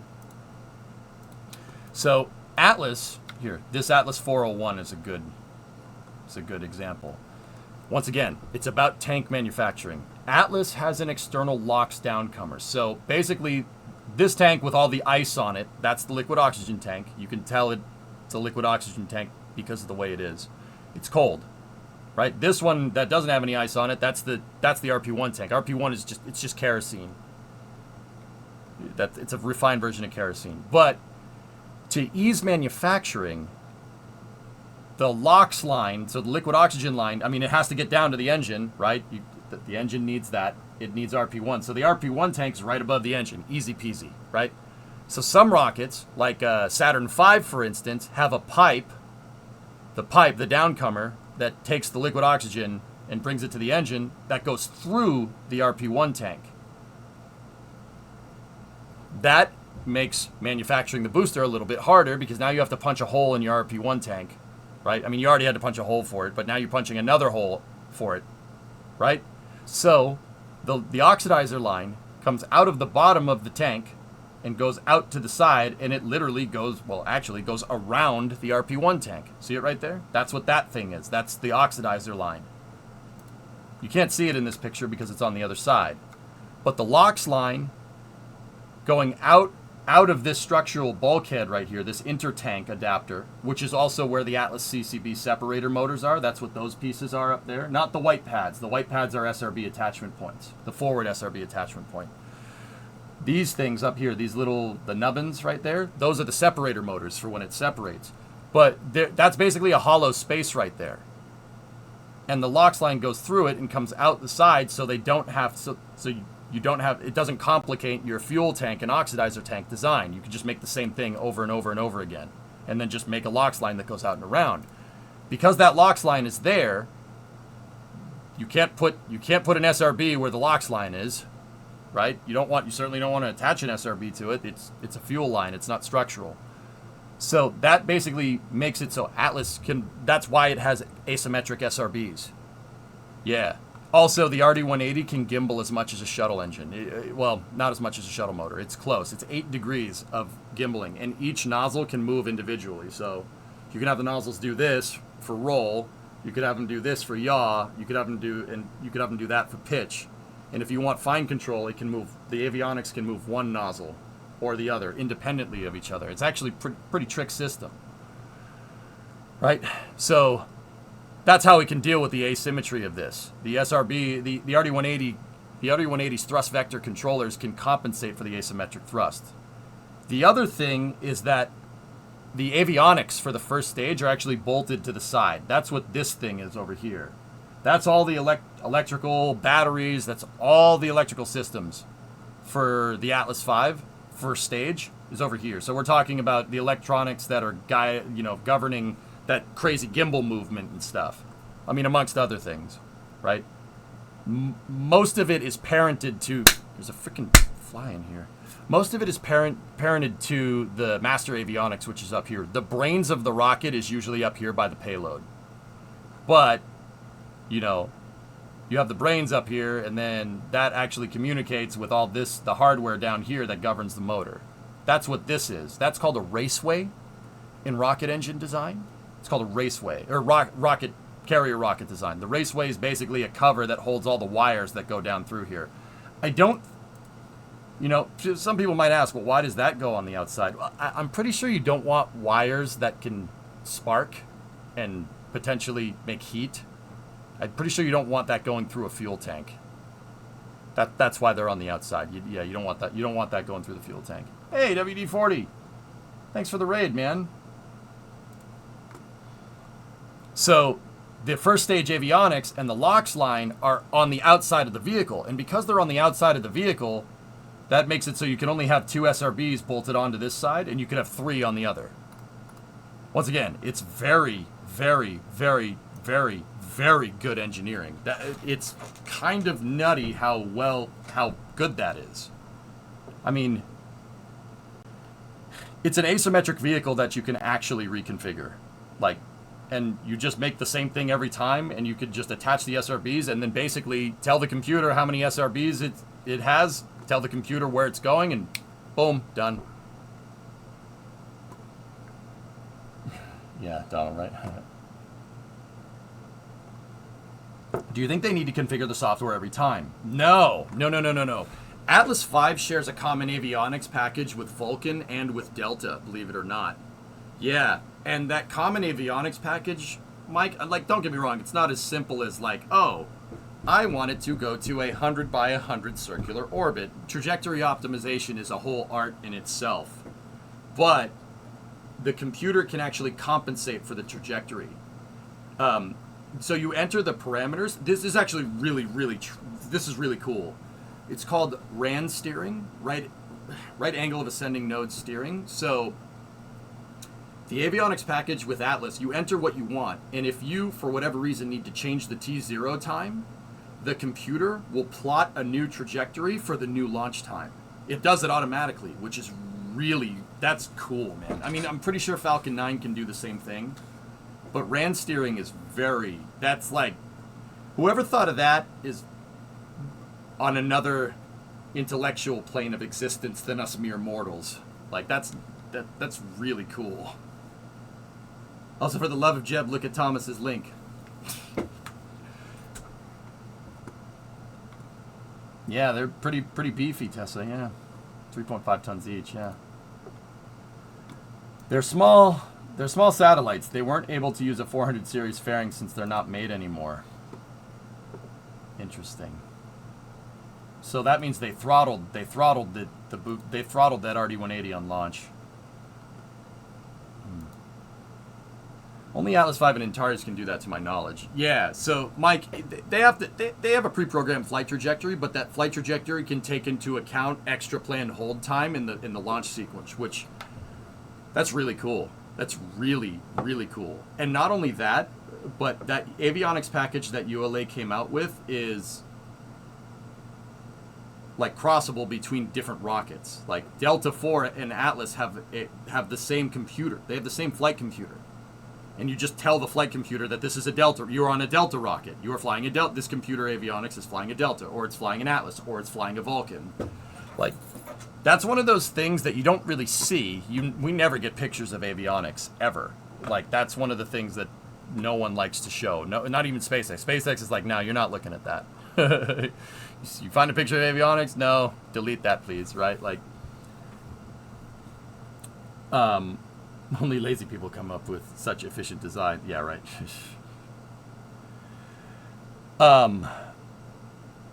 So, like, that's one of those things that ULA has been doing in the background, like working on RAN steering and avionics optimizations that we don't really necessarily see because, once again, we never, even if you looked at the avionics, you wouldn't be able to tell it does all that because you can't see software unless it's on a computer, right?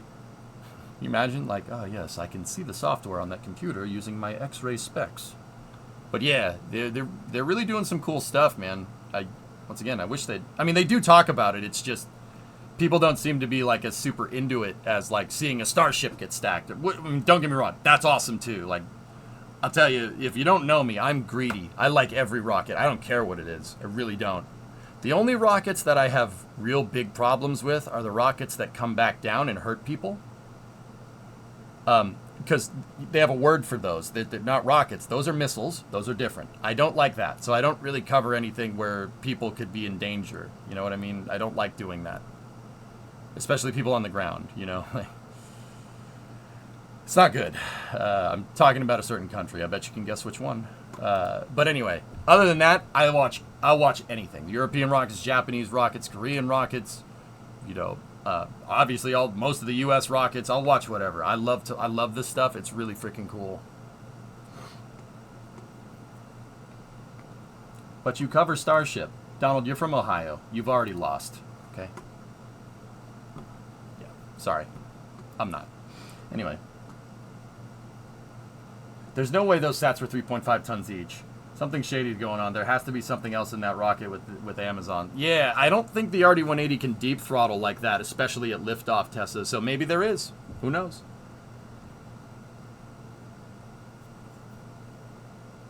They could have added ballast. Phil, that would be my guess. You know, no 400 series fairings available, right? So they used the 500 series fairing because, you know, no 400 fairings available. You're probably going to need you probably need to weigh it down just a little bit. Bob Smith is on board. Yeah. I did talk about this on Space News the other day, dudes. Go and throttle up. Hey, Tipsy, 48 months. Thanks, man. I did talk about this the other day on Space News. Yeah, Blue Origin's CEO is leaving. Bob Smith. He's been the CEO for a long time. He's getting he's stepping down, and another gentleman is replacing him. I don't know too much about the new guy in there. Only 551 and not 22 Atlas 5 from here on out, from what I've seen. That sounds right.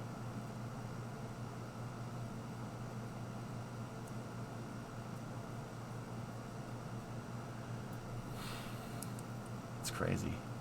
Yeah, that would be my guess, that they ballasted that thing because those satellites are tiny.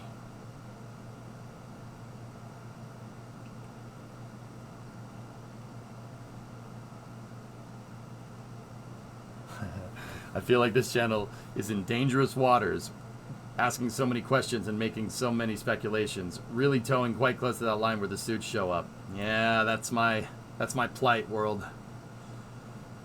I have to be careful. I adhere to OPSEC and ITAR regulations as much as I possibly can.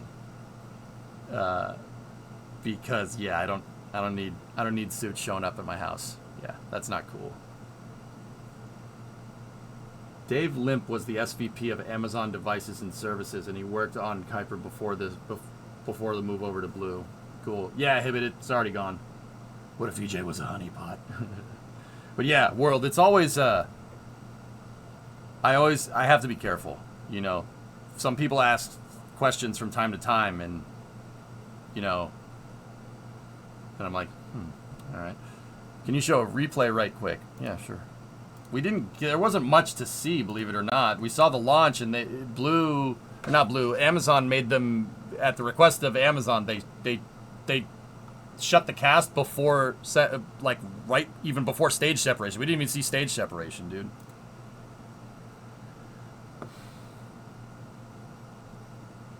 No.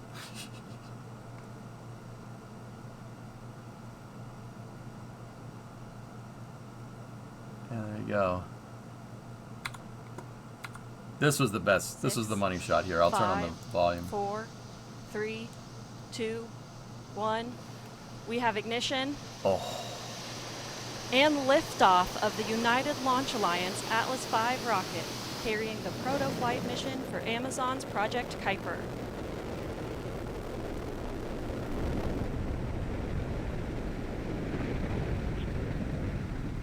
Nice. Nice. Take Aiden, yeah, dude. Yeah, right?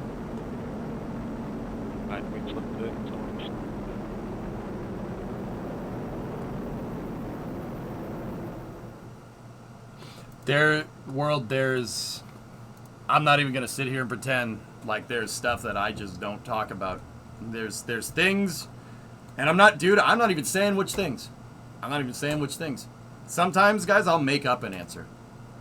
Because there's stuff that, but I don't want to be like, no, I'm not going to answer that, because then, see what I'm saying? Like, you got to, careful. So sometimes I'll just make up stuff. Because, you know, or I'll say, yeah, I'm not really sure, or something like that, you know, or I actually don't know. But, yeah, you got to be very careful about that, dude. Yeah, I've been pretty damn careful. I've done my due diligence for 10 years. Very careful.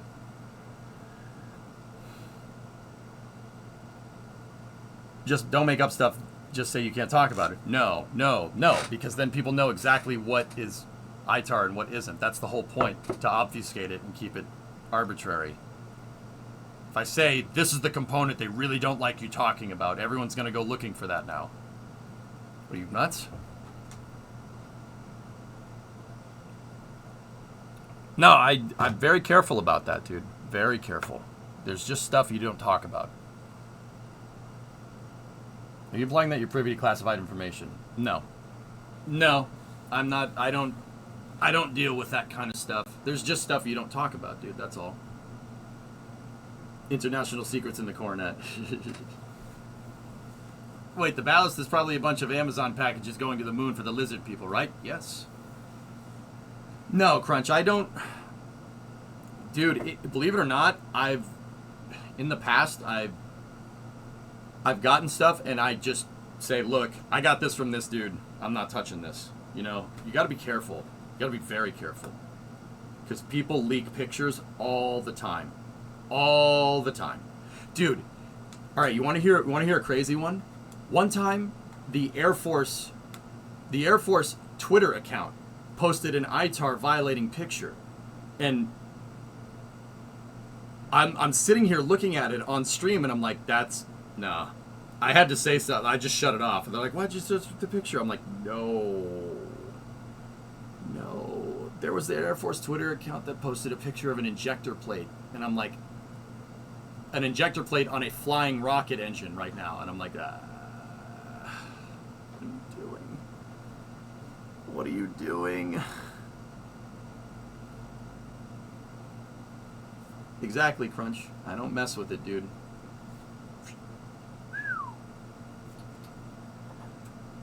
When I read about stuff that I want to teach people about rockets, it's not any information that anybody can't go and look up.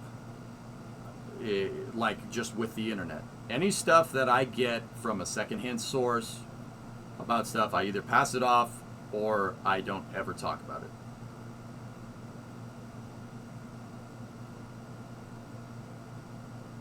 There's YouTube videos nowadays that show injector plates and, more importantly, how they were designed. Yeah, and if those people want suits showing up to their house, they can do that. That's their prerogative. But I don't. See the difference?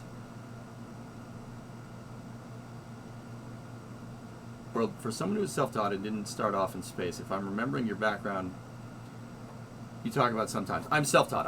I have no formal education in rocket science or engineering. I can work a CAD system, dude. That's what I went to school for, which is engineering light. Same ideas. It's always fun seeing your mind work and going back and forth with chat and theories and stuff. I haven't gotten to catch stream as much and came in today like 2 minutes before the launch, but I always have a great time here. A lot of it goes over your head. Well, hey, World, thank you for your service, buddy, and I appreciate you showing up, man. Giving me your time is one of the most important things. That's the most important to me. You know what I mean? Like, the fact that you showed up, that speaks volumes, you know? I appreciate it. Thank you. Hey, Element, what's going on? I haven't had time to read your rant just yet, but, yeah. Well, I know it's not a rant. I skimmed it, but I have to go read the whole thing. Back's fine today, dude. I'm good. It's just, I just had a back spasm. It's not the chair, dude. It was probably me installing the tow hitch, now that I'm thinking about it, but who knows, whatever. But yeah, fellas, you gotta be careful about off-sick, you know? You gotta be careful with that. Like, I don't do it because I fear of getting in trouble. I don't do it because it's not, like, you don't know who's watching. You don't know who's watching. Anyone can watch from anywhere in the world. Be careful.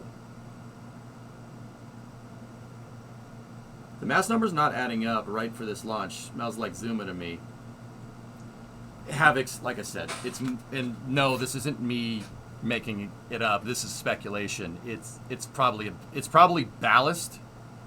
It's probably ballast to get the right thrust to weight ratio numbers because the satellites are so ridiculously light. A rocket can't launch with no payload in it.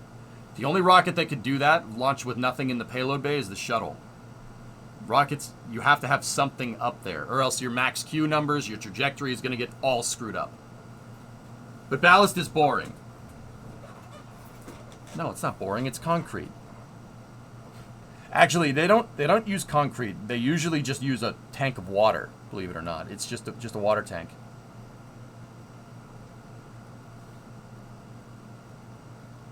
I found not doing anything difficult really stopped my back spasms. You know what? Fellas, I haven't had a back spasm in years. My back hasn't hurt for years. Once again, that's what back pain is. Like, I mean, there's persistent pain all the time, right? But it hasn't gotten that bad probably since like 2018. I don't know what the heck was going on. I don't know what I did, but like that's the thing about, you know, back problems. Sometimes you just tweak something and your whole back goes, no. The singularity is going to kill us all. I mean, nice stream. The singularity is not going to kill us all. Thank you. Yeah, Phil, maybe. Yep. Just do what I asked you, jerk. Welcome to old age. Yeah, I probably stubbed my toe. And my back was like, oh, you stubbed your toe? You know? Core abdominal strength helps too. Yep. But yeah. Yeah, World, and World and Crunch, I very careful about that all the time. It's something you got to watch your back with. Cuz dude, I've seen spaceflight influencers. Yeah, spaceflight there are spaceflight YouTubers that have had people show up at their house. It absolutely will happen. They don't screw around with that stuff, man.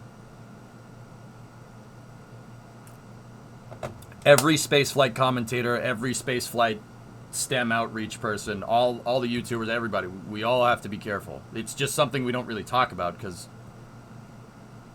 it's classified. No, it's something that really doesn't get brought up because it's kind of a given. You know what I mean?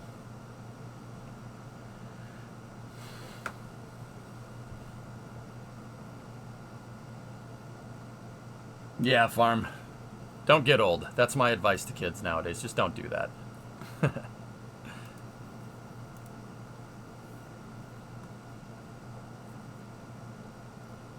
It's the same reason I rarely discuss the details of the Harrier and any other aircraft I'm intimately familiar with. It's not even worth accidentally crossing that line. Bingo.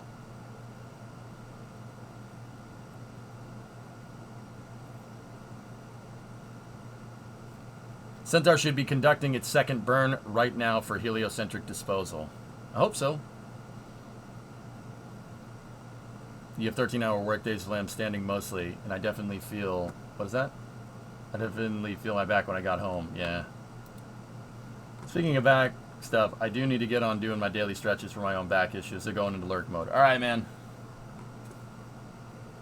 See you, buddy. All right, Creeper, I wanted to see this stuff real quick. And then the reason why I wanted to look at these pictures that Creeper linked up from that website about 39B is because we have a new vehicle in Kerbal to design today. I want to take a stab, and this is going to be another one of those, you know, test your Kerbal engineering skill projects. I want to take a stab at making SERV with some slight modifications that make it optimized for KSP. Chrysler's SERV was basically an SSTO that's shaped like a pod. Yeah. Here. And when I say Chrysler, I mean, yes, the car company. The car company, once upon a time, was a defense contractor. And they were an aerospace defense contractor. They made the Saturn, you know that Saturn stage that we saw get dropped from the crane? Chrysler engineered that. Yeah. They did all kinds of cool stuff. They made tanks. They did all kinds of good stuff. Basically, SERV is this right here.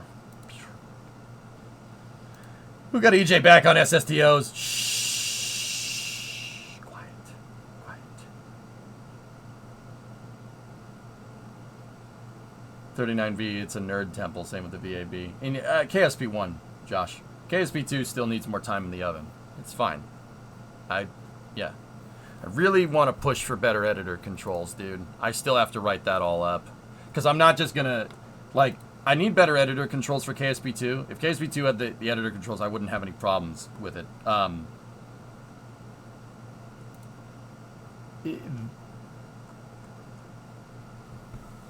The thing is, I'm not just going to go onto, like, Intercept's Discord and be like, we need better editor controls. I'm going to write up a technical report, basically, and say, like, okay, it would be better if you did this.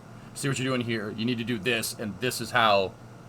Like, the bonus part would be like, I think this would be a good way to code this. But that part I'm not very good at. But I understand, like, architecture of software. I just suck at writing it. So, yeah. I'm basically, I'm not just going to be like, I want this. I'm going to actually do it right. Did you get the new patch to check performance at least? No, haven't.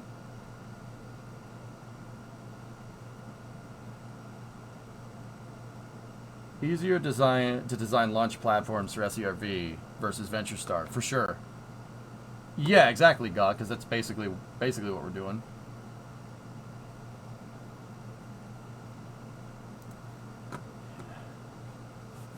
So, SERV is an SSTO that was proposed by Chrysler. It was actually their bid for the space shuttle contract, believe it or not. It is a pod-shaped vehicle. Pod-shaped first stage. In the center of the pod, you have a payload bay that's actually bigger than the space shuttle. And the cool thing about SERV is that you could launch it with a payload up on the top and an internal payload bay. So you could launch crew or cargo, or crew and cargo. Something that, with the shuttle, we ended up deciding to launch crew and cargo every time, which is fine. That's okay. That's cool. I still like the space shuttle, too. But yeah, basically what it would do is it's a bunch of engines wrapped around the outside here, and the bottom of this is a heat shield, a metallic heat shield. And the engines, they're all pointed kind of inwards almost, and when they point inwards, they make an aerospike motor. It turns the bottom of the capsule into a gigantic, or the bottom of the stage into a gigantic aerospike. And then when the vehicle's coming back down, they fire the engines, do something similar to supersonic retropropulsion, right? And the turbo pumps on these motors run propellants through the heat shield. If this sounds familiar,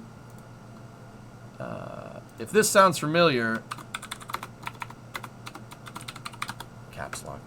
If this sounds familiar, that's, believe it or not, what Stoke Space is doing with their second stage. They're doing that, which is really freaking cool, but it's not an SSTO. But yeah, that Stokes' idea is a little bit different than what Chrysler proposed with SERV, but it still is really freaking cool. Stoke Space is trying to make a reusable second stage, so they have like a kind of a prototypical They have a prototypical first stage that, you know, like Falcon 9 style will come back and land, but their second stage is capsule-shaped with a payload bay, of basically a fairing that opens and closes like a payload bay. So it is a reusable second stage, and to keep the heat shield cool, they run the cryogenic propellants through it, and that heating up the cryogenic propellants actually spins the turbine and helps basically start the rocket engine, like an RL-10 almost. It's called an expander bleed cycle. I want to take ideas from what Stoke is doing here, and some ideas from some other aerospace companies, and basically build some slightly different ideas into SERV. I think it's see that? I can make that.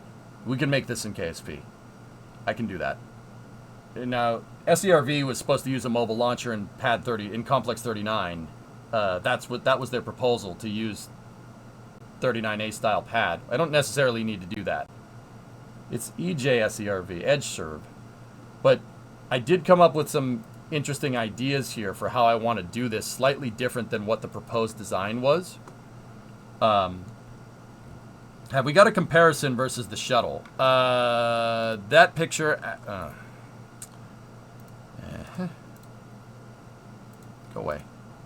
Log into my forum. Nope. Nope. I don't think I will.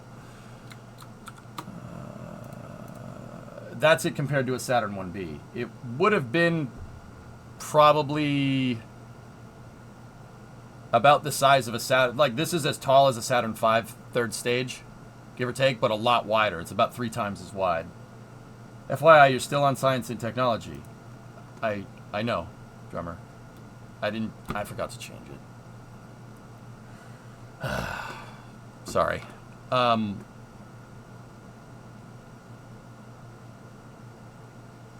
Yeah. But anyway, yeah, that's what we're going to work on here, but I wanted to see some of these pictures. These are pictures that Creeper linked up of 39B construction for the space shuttle. I haven't seen these before.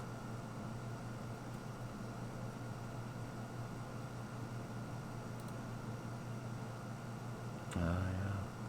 Look at that, building a space shuttle pad.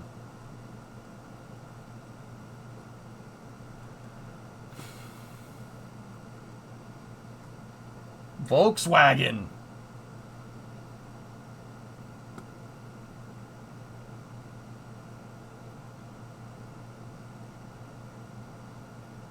I thought, is it possible that instead of having separate jet engines for landing, could the turbopumps of the engines be used with a couple bypasses on the intake side to allow it to use atmosphere instead of LOX? I think that's what they did, Tessa. Actually, I don't know. No, that isn't what they did. I mean, yeah, it's possible. With our design in KSP, I'm not using jet engines to land. Using jet engines to land is stupid. Why would you do that? That's... Yeah, no, I'm not doing that. No. I'm going to land on the rocket engines like Stoke, like what Stoke wants to do. Because, yeah, adding jet engines is... Yeah, no.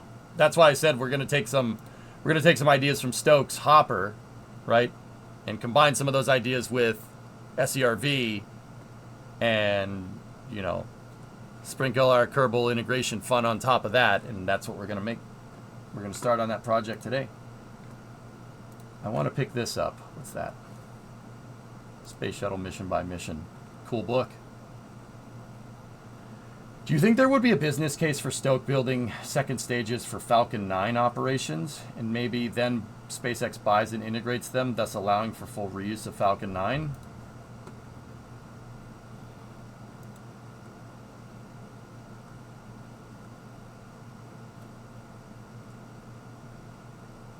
It could happen, but I don't think it will. So, like, Havix, that could happen, but I don't think so. And the reason why I don't think so is because Stoke just got a Series B funding yesterday. They got $100 million in Series B funding to build out the rest of the launch vehicle, because right now they just built that hopper, right? But that was like, Usually companies, believe it or not, usually companies start by building second stage first. Yep.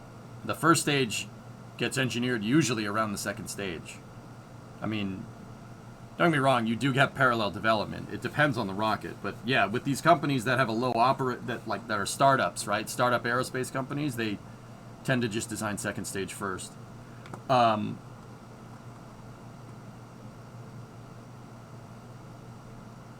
Mission success from ULA. Yep. I think if Starship didn't exist, it would have made sense. But yeah, SpaceX is all in on Starship. They'll just keep optimizing Falcon 9 until Starship slowly replaces it. Yep.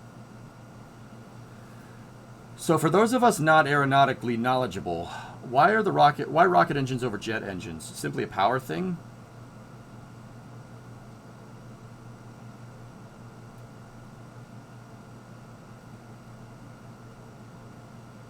It's hard to land jet engine VTOLs without a reaction control system, Wolfie. Yeah, it's hard. That's hard to do. I mean, a computer could probably do it like easily nowadays, but you still need RCS to do it. So here's the thing with Stoke. So this toroidal thingamajigger that they have going on here. See this? It looks like there's a bunch of different rocket engines all around the outsides. No. Those are nozzles. It has one power pack. It's one rocket engine. This ring is one rocket motor. That's it. So the trick thing about Stoke and this is what's nuts about this, all right? So with a jet engine, you have one engine that's pointing down that's counteracting gravity, all right? You can go up and down. That's it. You throttle the jet engine up, you'll start going up. You throttle the engine down, you start going down. You'll need some type of stabilization system, right? But, okay, so Wolfie, what if the wind's blowing when you're going to land? Not even like a lot. What if the wind's blowing? Now the thing tilts. How do you recover from that? Well, you'd need RCS, right? You'd need to modulate the thrust to move the center of thrust aligned with the center of gravity to correct the rate that movement rate that's induced by wind, right? Heck, you driving a car down the highway, wind can hit the car. You can blow the car around between lanes, right? You don't need a lot of wind to do something like that with a rocket that's coming into land. Once again, this is just an example. I mean, on top of coming down, and decelerating, you're gonna have rates get introduced where thing might move side to side. So you need some type of either thrust vectoring, right, or you need some type of reaction control system, right? So,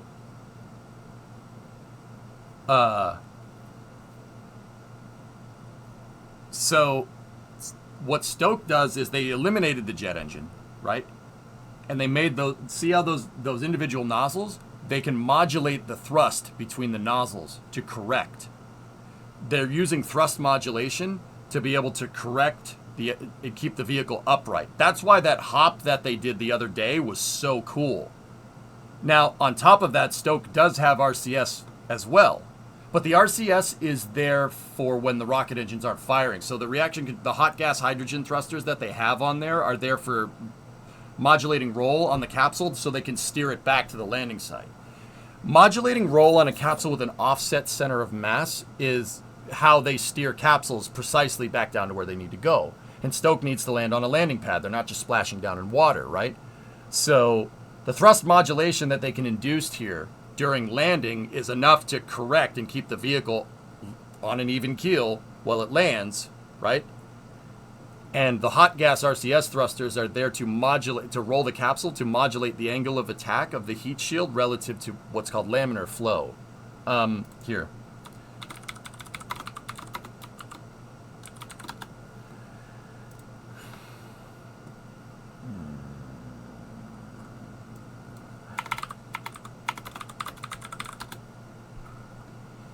So, check this out.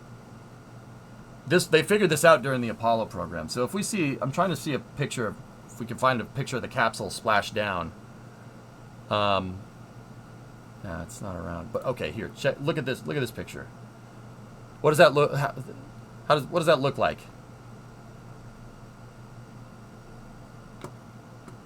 We use puffers on the Harrier. They use a bleed cycle off the Pegasus. Yeah, Twisted, exactly. Dude, I'll get back to the capsule stuff in a moment, but excuse me. I was at Intrepid, the Intrepid Sea and Space Museum. It's actually just called the Intrepid Museum nowadays, but and I was talking to the curator. His name's Eric, believe it or not, the curator of the Intrepid Museum, and he was telling me that the Harrier has RCS on it. It has RCS. That's a bleed cycle. It's bleeding off of the bypass on the Pegasus, right? Pegasus is the jet engine. A Harrier has one jet engine, and that tap off has a tap off on it, off of the compressor, to use bleed air for RCS. So when a Harrier goes to land, it can stay on an even keel. There's RCS nozzles on the nose of the Harrier, the tail, and the wings, so you can modulate pitch and roll. And heck, the Harrier even has translation thrusters. It can move left to right, which is, I mean, it's pretty frigging wild for an airplane. Like, I still say that that's one of the most ingenious designs for an airplane ever thought up. It's really, really smart.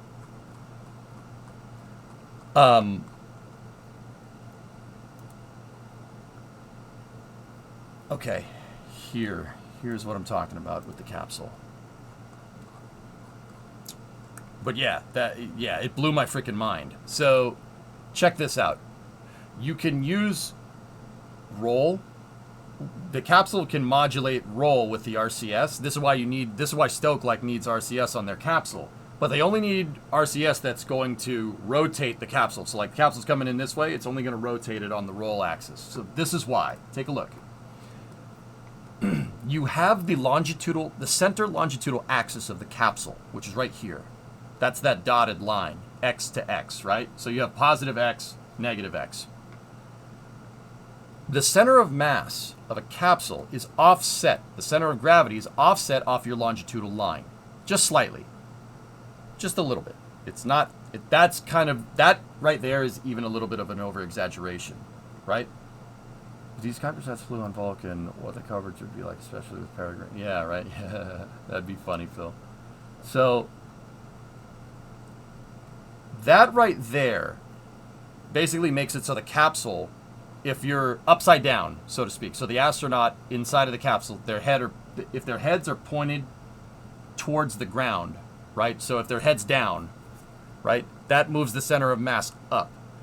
And that makes this, the top part of the heat shield, so the part where their feet are, that makes it, changes the angle of attack of the heat shield. This will actually, upside down, will generate more lift. So you can push your trajectory out further. If you turn the capsule 90 degrees one way, you have cross-range capability with the capsule. So you'll turn. You can turn it. Basically use the heat shield of the capsule as a wing. And you can modulate the angle of attack of that wing by rolling the capsule. It's a very, very, very smart solution. So if they flip the capsule 180 degrees, so they're like this in this picture. If they flipped it to 180 degrees, the center of mass would be low, right? And what would happen to the heat shield? Rolling the capsule would actually change the angle of attack of the heat shield to be more in line relative to the ground. So right now, it's like if the ground is here, the heat shield angle is like this. You flip the capsule 180 degrees, the heat shield angle gets more perpendicular to the ground. So you slow down faster. You generate less lift and you generate more drag. Very, very smart. Every capsule that flies does this nowadays because it's... Every capsule that flies in space does that. Soyuz does that. The Chinese Shenlong, I think is what it's called. Their rip-off Soyuz does that. Orion does that. Dragon does that. Starliner will do that. And there are some other asterisks to that, but I'll get to it in a moment. Everybody does this because it's convergent design. It's the same reason why every plane has a rudder, and every plane has elevators, and every plane has ailerons. Not every plane has ailerons. I know they have elevons if it's a delta wing. Shh, quiet. We don't, not needed. Right? So, yeah, that's the way you can steer the capsule down and come down in a precise area. We're going to have to do that with SERV from what it's worth. Detail says hi. Be quiet. Kennard said hi. Shh. Shh. Stop it. You're making me look stupid, panda jerk. No, it's a quote from Anchorman. I get it. Like, there is convergent design with, like, say, an airliner, for instance. You don't see many airliners with delta wings, right? Like an A320 and a 737, to people that don't know either of those planes, they look exactly the same. This applies to Starship. Well, the asterisk to how every vehicle does that is... what I was getting at here is that, well... Here. Want to see something cool? Modulating center of mass like that. An angle of attack of heat shield. So, here's the thing about the space shuttle. Alright? Yes, it's about the shuttle. And Buran too, if you really, you know, for all the technicality people, I know you love this stuff. So, if you look at an isometric shot of the space shuttle from the front, from wingtip to basically center axis of the vehicle, look at that. What does that look like? It's heat shield shaped, isn't it? The shuttle's thermal protection system is a heat shield, a circular heat shield that's cut out in the shape of a shuttle. It's cut out in the shape of delta wings. Look at the bottom of the space shuttle. It's a freaking heat shield. That's the same concave shape as a heat shield. The shuttle does this. Shuttle does that same thing. But because it has wings, and it's much bigger than a capsule, you have more cross-range capability. It's a hypersonic glider, guys. So we're talking hitting the atmosphere at Mach 25, like 18, 19,000 miles an hour. The same concepts of a capsule still apply here. Crazy, right? So the shuttle, when it does its S-turns, that's what it's doing. It's doing the exact same thing. Only, you know, this is the bottom of the shuttle here. It's coming in like this, right? And it can turn. And it turning with the RCS does the same exact thing. You can get better cross-range capability. You're still basically flying the vehicle like if it's the same kind of rotation and movement as a capsule. But the shuttle center of mass is not offset to its longitudinal axis. It's on it. Maybe just within a little bit. And the center of lift on a shuttle is generally lined up directly with the center of mass. And to trim it out, they use the speed brake and the body flap on the shuttle to make sure that they're coplanar, right? But the shuttle basically does that same exact thing. It'll yaw to the left and yaw to the right to adjust its trajectory. So the shuttle basically, sometimes when it came in for re-entry, you'd have to just do a long S-turn to take a right turn during re-entry. The shuttle does that same thing for cross-range. Capsules do the exact same thing too. It's crazy when you think about it, because that Apollo capsule can fit in the shuttle's payload bay easily. We're talking something that's the size of a 737 going Mach 25 and using RCS to basically modulate angle of attack of the heat shield to steer it in and land. It's cool, right?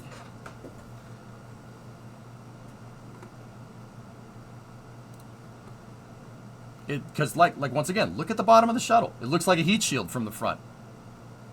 Because when it's coming in for entry, you know, you're not flying it that way. When it's coming in for re-entry, the heat shield flies first, right? That's a thing with rockets. You generally want your heat shield during entry, descent, and landing to be the first thing that to be out in front. So you're technically not flying it going in this direction. You're flying it going in this direction here. Pretty crazy, right? The shuttle does that same kind of thing. Only it doesn't have offset center of mass. It uses the RCS to induce that same kind of effect for cross range. And once again, because it's so freaking big, right?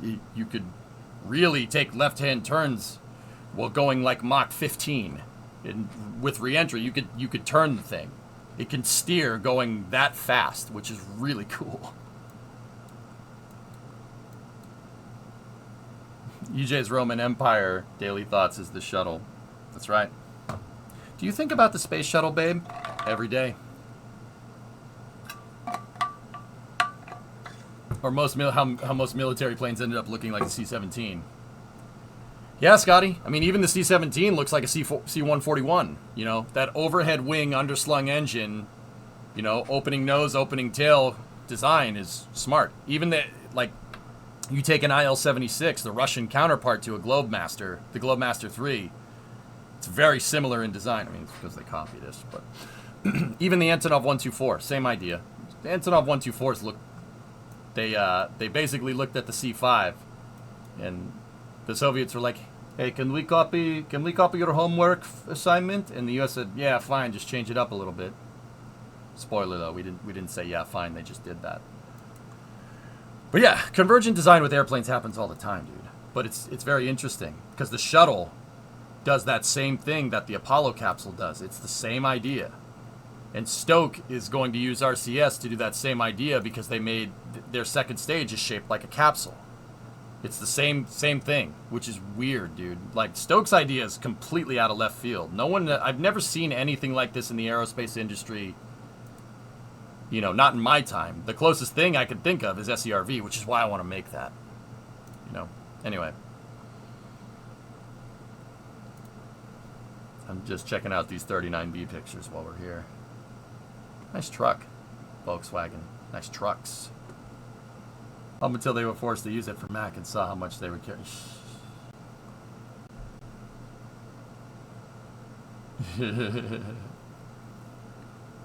Yeah, they hated the C5. Yep. I mean, the C5 is... I mean, it's Lockheed, man. Lockheed can make airplanes. Lockheed's pretty damn good at making airplanes.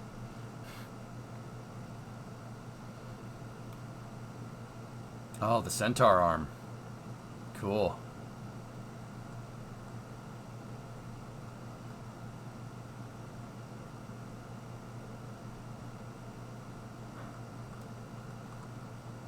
Yeah, that's the Centaur. That's the Shuttle Centaur support structure.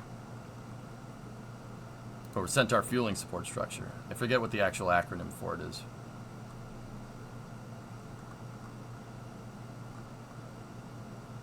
Cool. Creeper, thanks for linking this up. This is really neat. I don't know. I'm jonesing to play KSP. Maybe we'll spend a Space News looking through all this the other day, some other time. I think I'm going to save this link because all these pictures are fantastic. Yep. That is a support bracket for umbilicals. Fun fact, the fixed service structure is configurable. You can take these truss pieces for umbilicals and you can move them wherever. See how it has the holes in the structure? I mean, some of those are gussets that were riveted or bolted together, but these brackets can easily, they mount and they hang on these pieces here. And they bolt up to them too. Yeah, they're super configurable. So, you know, if you need to change something, you could just take the whole thing off. Nice welding goggles. Yep.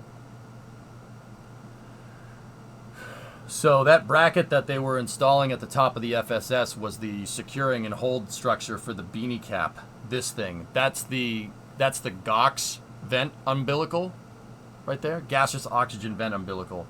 It's like a conic umbilical that goes on top of the shuttle's external tank. Like it holds itself over the point of the tank. And it's basically a big vacuum. It sucks.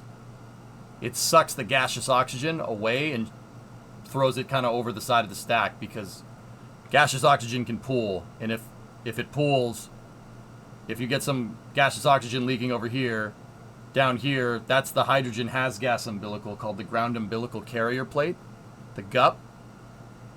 If some of that gaseous oxygen finds its way down here to the gaseous hydrogen that is a controlled leak out of there that gives the gaseous hydrogen somewhere to go and burn off. If it finds it, it'll explode.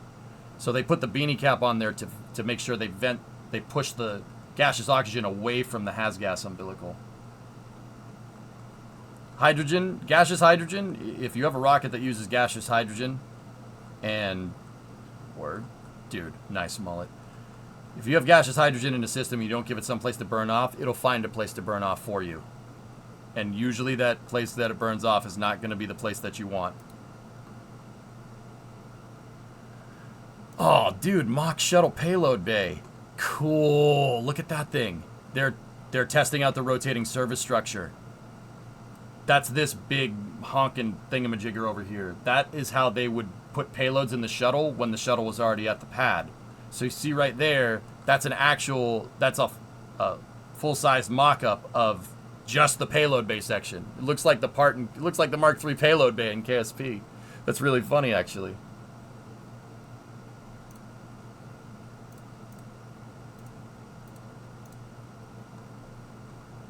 Look at that thing. I wonder where that thing is now. I mean, it's probably scrapped, if I had to guess. But yeah, there you go. Worm. Yep. Then they just use a crane with a spreader bar to pull the thing up there to test integration. That's really cool. These are awesome, dude.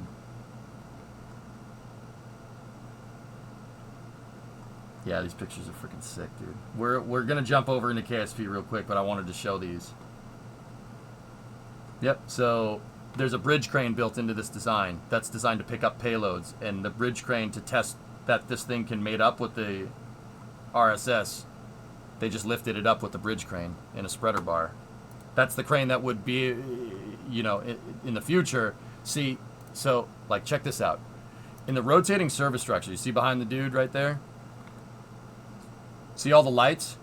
This thing was basically a giant rotating hangar. And what they would do is, if the shuttle needed a vertically integrated payload, spy satellite, they would have it inside of a canister. They have the gigantic satellite inside of a thing that looks like this, right? Basically a big shipping crate, you know, space-age shipping crate.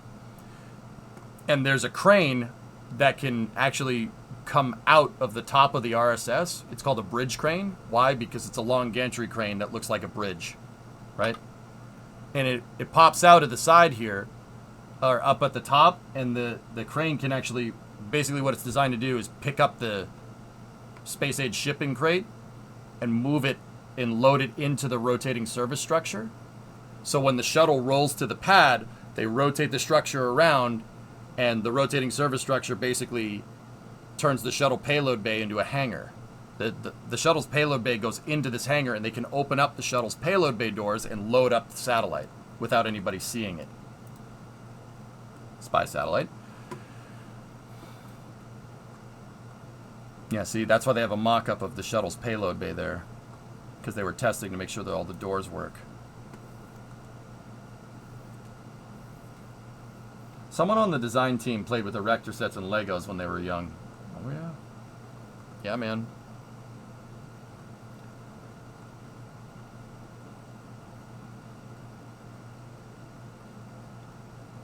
That's really freaking wild, dude.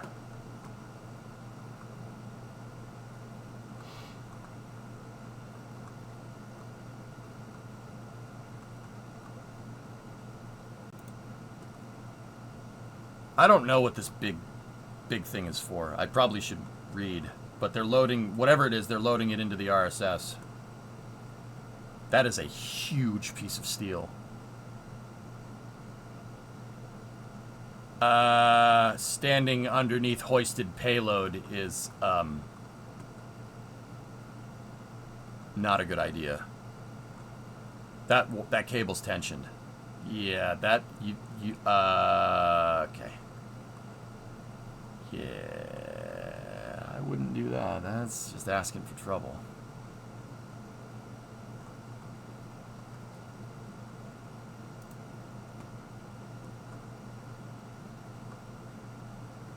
That's the bridge crane up there inside of the RSS. This actually might be a piece of the what the heck were they doing with this thing? Their hard hats are on. They're good.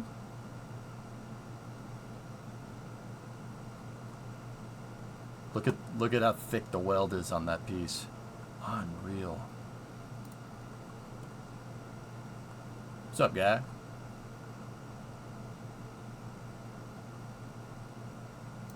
Oh, dude, hold up. Nice Trans Am. Nice Trans Am. Hell yeah. It looks like they're installing HVAC here. Blue has updated the renders on the page to include the Sierra modules again.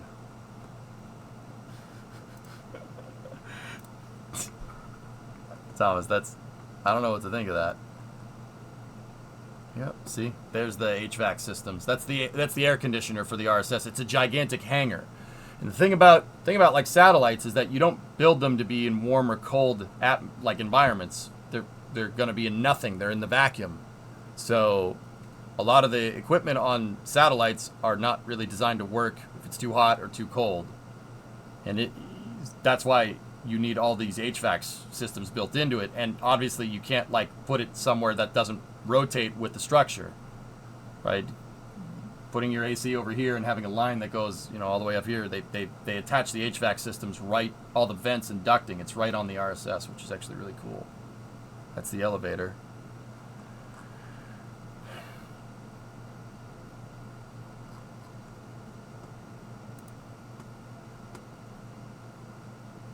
Ah, that's LC-14. I've stood right there. That's cool, man.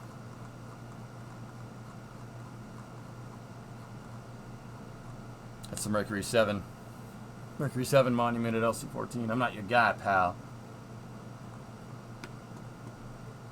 Yeah, that's cool, man. Intertank access arm lift, page 1. Oh yeah, look at that thing. Yeah, that's holding the gup. Cool.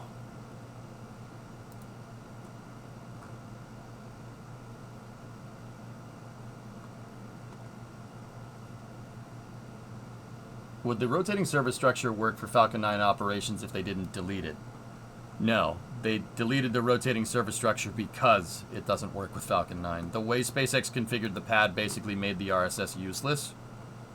And SpaceX wanted to just blow it up. They wanted to just demolish it, but NASA said, no, you can't do that. Don't blow up anything on the pad.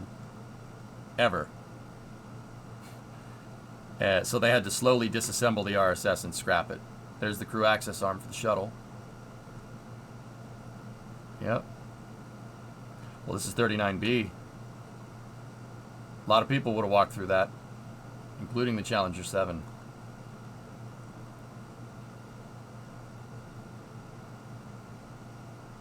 Hey, Ebsta.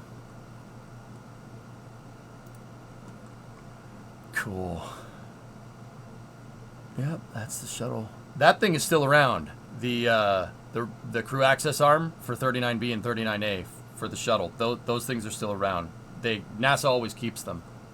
They put those on display and stuff, which is cool. They still have the Apollo crew access arms. They still have them, or at least they have one of them. Probably scrap the other two. Yeah. There's the kingpin right there. That's a gigantic kingpin because the rotating service structure, wait for it, it rotates. I know. Weird, right?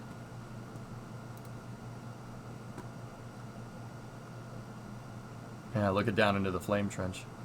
Crazy. That's cool, man. It's way cool. Yep, HVAC systems for the crew access arm right there. Yep, see? The white room is what's called a clean room environment. No FOD in there. So everybody, if you walk in there before you go into the shuttle, like that's where you put on scrubs and stuff. It's like surgically sterile in there because you don't want any dust and anything going inside of the shuttle, right? You don't want anything inside of the shuttle that could gum up the life support systems. Like dust, dirt, leaves. That's bad for it.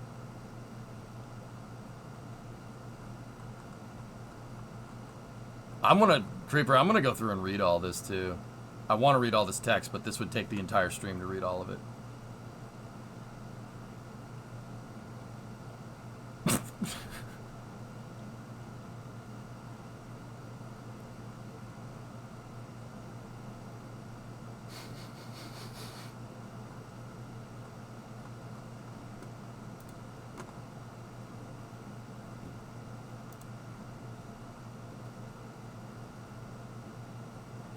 FOD. It's coarse, rough, and it gets everywhere. Oh, God. Yep.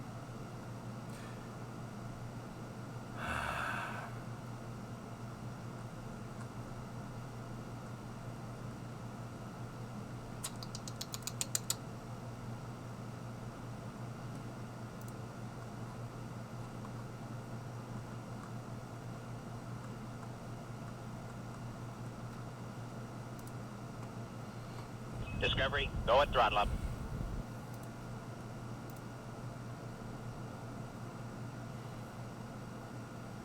Hey, Harp, what's going on? 47 months. It's going good, dude. I was linked up a repository of really nice shuttle pictures. Like that one. Actually, a lot of people don't know, Challenger was the first shuttle launch from 39B. Yeah, the previous 24 shuttle missions went off A. This was the first one that launched off B. Because the reason why is they redid Pad 39A first and started launching shuttles. And then built 39B based off of what they learned from 39A. So the first 24 shuttle missions launched from 39A. This was the first one. STS-51L was the first shuttle mission to launch from B. So this is Challenger doing pretty much fitment out at the pad for STS-51L, the one that didn't come back.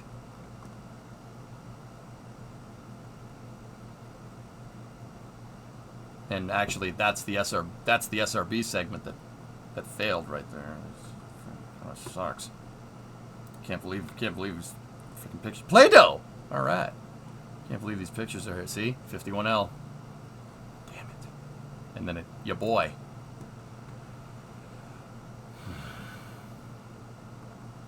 These are great pictures, dude. Creeper, where did you find these?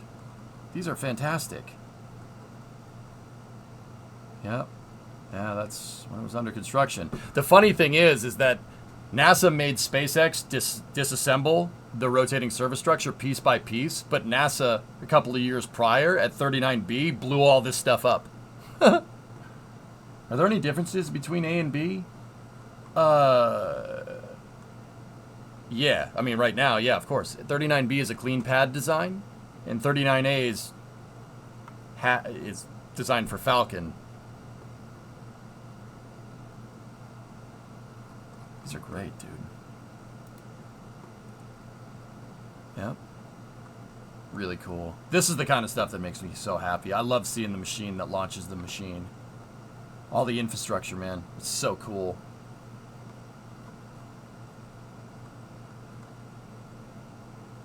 Back then. So, when they were first built, no. Copies of each other. Yep. They are exactly the same during the Apollo program. And then by 1986, they were copies of each other. It means there's a couple of things here and there that are a little different. But yeah, there's like one or two things that are slightly different, but they're, for the most part, yeah, they're twins. Yeah. They stayed in shuttle configuration. They stayed pretty much identical from, I'd say, like 86 all the way to 2011. Well, 2008, technically.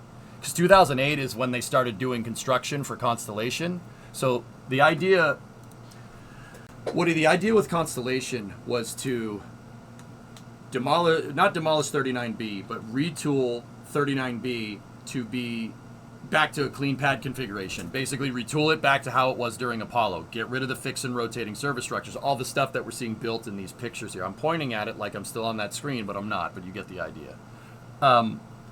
So that's what they did. They demolished that, they went back to a clean pad design, and then they built the lightning towers for it.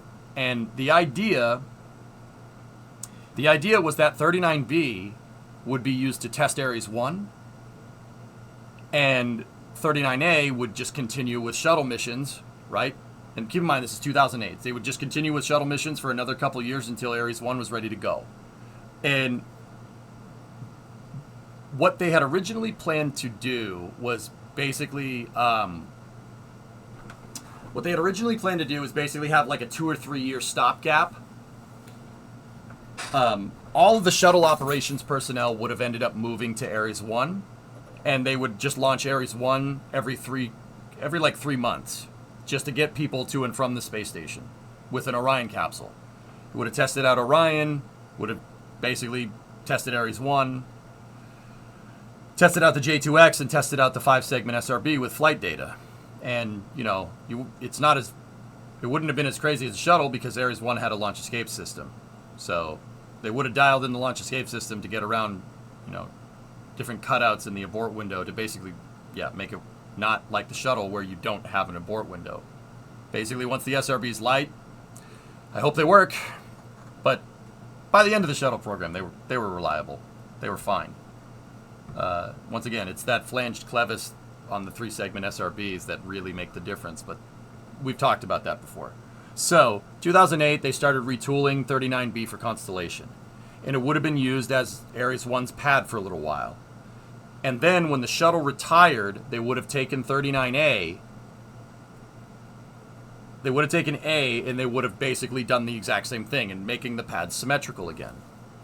And 39A would be used for Ares 5 testing. Well, 39B would launch Ares 1 and keep astronauts going to the space station. And basically, the Ares 1 was built initially to test the Orion capsule, test the J2X, test the 5-segment SRB, and also make it so we wouldn't have a huge stopgap between launch vehicles.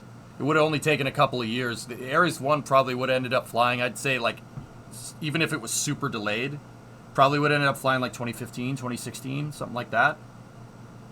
Even if it was super delayed. NASA said when the program went belly up, they said that they would fly people in 2014, so 2016, something like that. So they had 39B retooled. They were working on the mobile launcher for Ares 1. Ares 1 did do a test flight. That was the last thing that launched from pad 39B before Artemis 1. Late last year. That was the last thing that launched. Ares 1X, the Ares 1 5-segment test flight with a mass simulator upper stage and Orion capsule. And yeah, they retooled the pad. They had the pad basically ready to go for Ares 1 flights, and the mobile launcher almost ready to go in 2011. When the shuttle stopped flying in 2011, there was they were basically, the next thing that they were going to do now that 39B was ready to go, the next thing that they were going to do is start taking apart 39A and retooling it for Ares 5. Well, 39B was good to go, and that's when Constellation got canceled. So 39A launched the last space shuttle. They launched STS-135 in July of 2011, and then after that, they just abandoned it. Yeah, it was abandoned. It was AIP, so abandoned in place with a mobile launcher on it, and it stayed like that until 2015. Dude, it hurt to see it. It really pissed me off. I really didn't like that. Ares had enough lift to launch people to the ISS? Yeah, of course, Orion. Ares 1 could put the Orion capsule, the Orion CEV, Crew Exploration Vehicle. It could put 25 metric tons into low Earth orbit. That's no light-duty launch vehicle. Ares 1 was a monster. It's a monster of a vehicle by itself. 25 tons. That's Falcon 9. That's Falcon 9 single stick at this point. It's pretty damn good, and it did that out of the box. Falcon 9 could do that after SpaceX did like a decade of R&D on it with Block 5. Crazy, right? So, yeah, the pad was abandoned. 39A was abandoned, and 39B was in clean pad configuration. Yeah, until 39A was abandoned until 2015. In 2015, NASA leased the pad to SpaceX on a 20-year lease. Yeah. And SpaceX retooled 39A. They took the rotating service structure off, and they retooled it for Falcon 9 and Falcon Heavy. I watched the last shuttle launch with my dad when I was 10. Yeah. Nice picture. Thomas, that's good. I like that. So, yeah, they started out as identical, but throughout the years they've had modifications made. I'm not 100% sure what the differences were out of the box. I know there were some, but I don't remember them off the top of my head. Okay, so 39A has the causeway go on the side like this. 39B doesn't have that. 39B doesn't have a service road over here. The BDA service buildings here are in different spots. Like 39A has that building right there. It's on a diagonal. And the BDA, the blast detonation area offices and gate are parallel to each other. Yeah, that's just because the reason it's configured like this is because they needed to engineer that turn in there. They needed to put the turn in. And that operations support building for the pad and the parking lot are parallel to the crawlerway. That's, yeah. And then the BDA building is turned for whatever reason. And yeah, the service road looks like it was similar to it at one point, but yeah, throughout the years they've made modifications to it. But yeah, for the most part, they're dead copies of each other. Yeah. And another thing that when they reconfigured 39B to a clean pad structures, they put the lightning towers in. Now, I get asked this a lot, just in case it was on anybody's mind. Why are there 3 lightning towers and why are they asymmetric? Well, it's because of the fuel lines and the water tower and that access ramp right there. Basically, there's commodity stuff, so the water's right there, so you can't put one next to the water tower, right? If you tried to put this one right there, there's a drainage ditch, and this is some I think that's pneumatics right there. I'm not 100% sure. So you could put one here, you could put one opposite that, but if you tried to put one opposite this, there's AC conduits in the way. And if you tried to put this one directly symmetrical to that, there's a hydrogen line in the way. So, yeah, they're asymmetric. It's really obnoxious, and I don't like it. But that's the only spots for them. If we did a clean pad design on 39A, would it be the same lightning tower configuration, or could we do 4? If SpaceX ever wanted to put those towers back in, I don't think they would, because, like, there's spots where the towers should be. SpaceX has tents there, and they're staging stuff.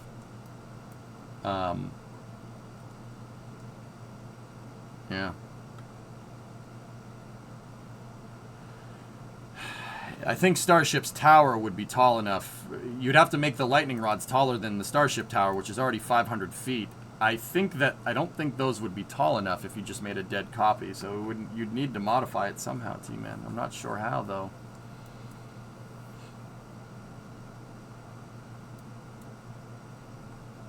Yeah, see? They cleaned this all up. They got rid of the fixed service structure and went back to basically mobile launcher umbilicals. That's basically how it looked and how it was configured during the Apollo program, which is pretty cool. If you go look at 39A back over here, yeah, see the service structures there. That's left over from the shuttle missions. And the kingpin from the rotating service structure is still there. You could see that's the hinge point, and then that's the track for the old RSS.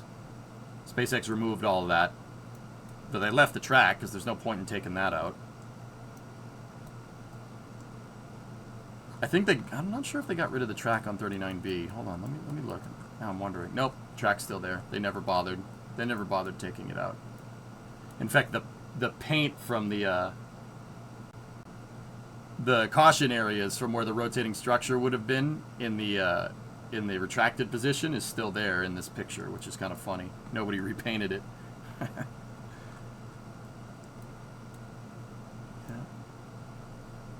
Yep, so 1, 2, and 3 right there. Those are the water pipes for the rainbirds.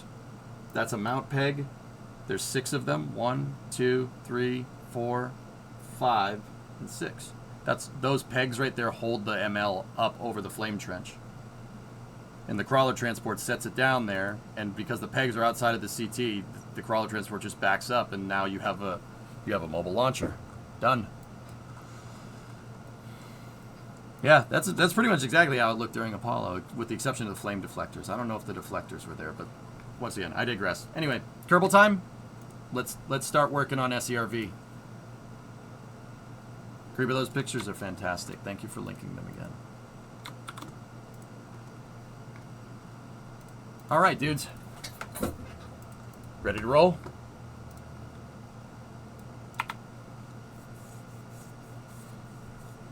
Vertical takeoff, vertical landing, SSTO project.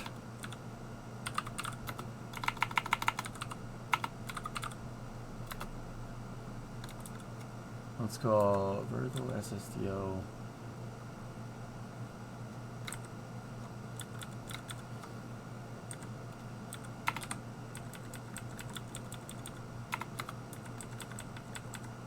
What was the name we came up for this project? I forget what we did.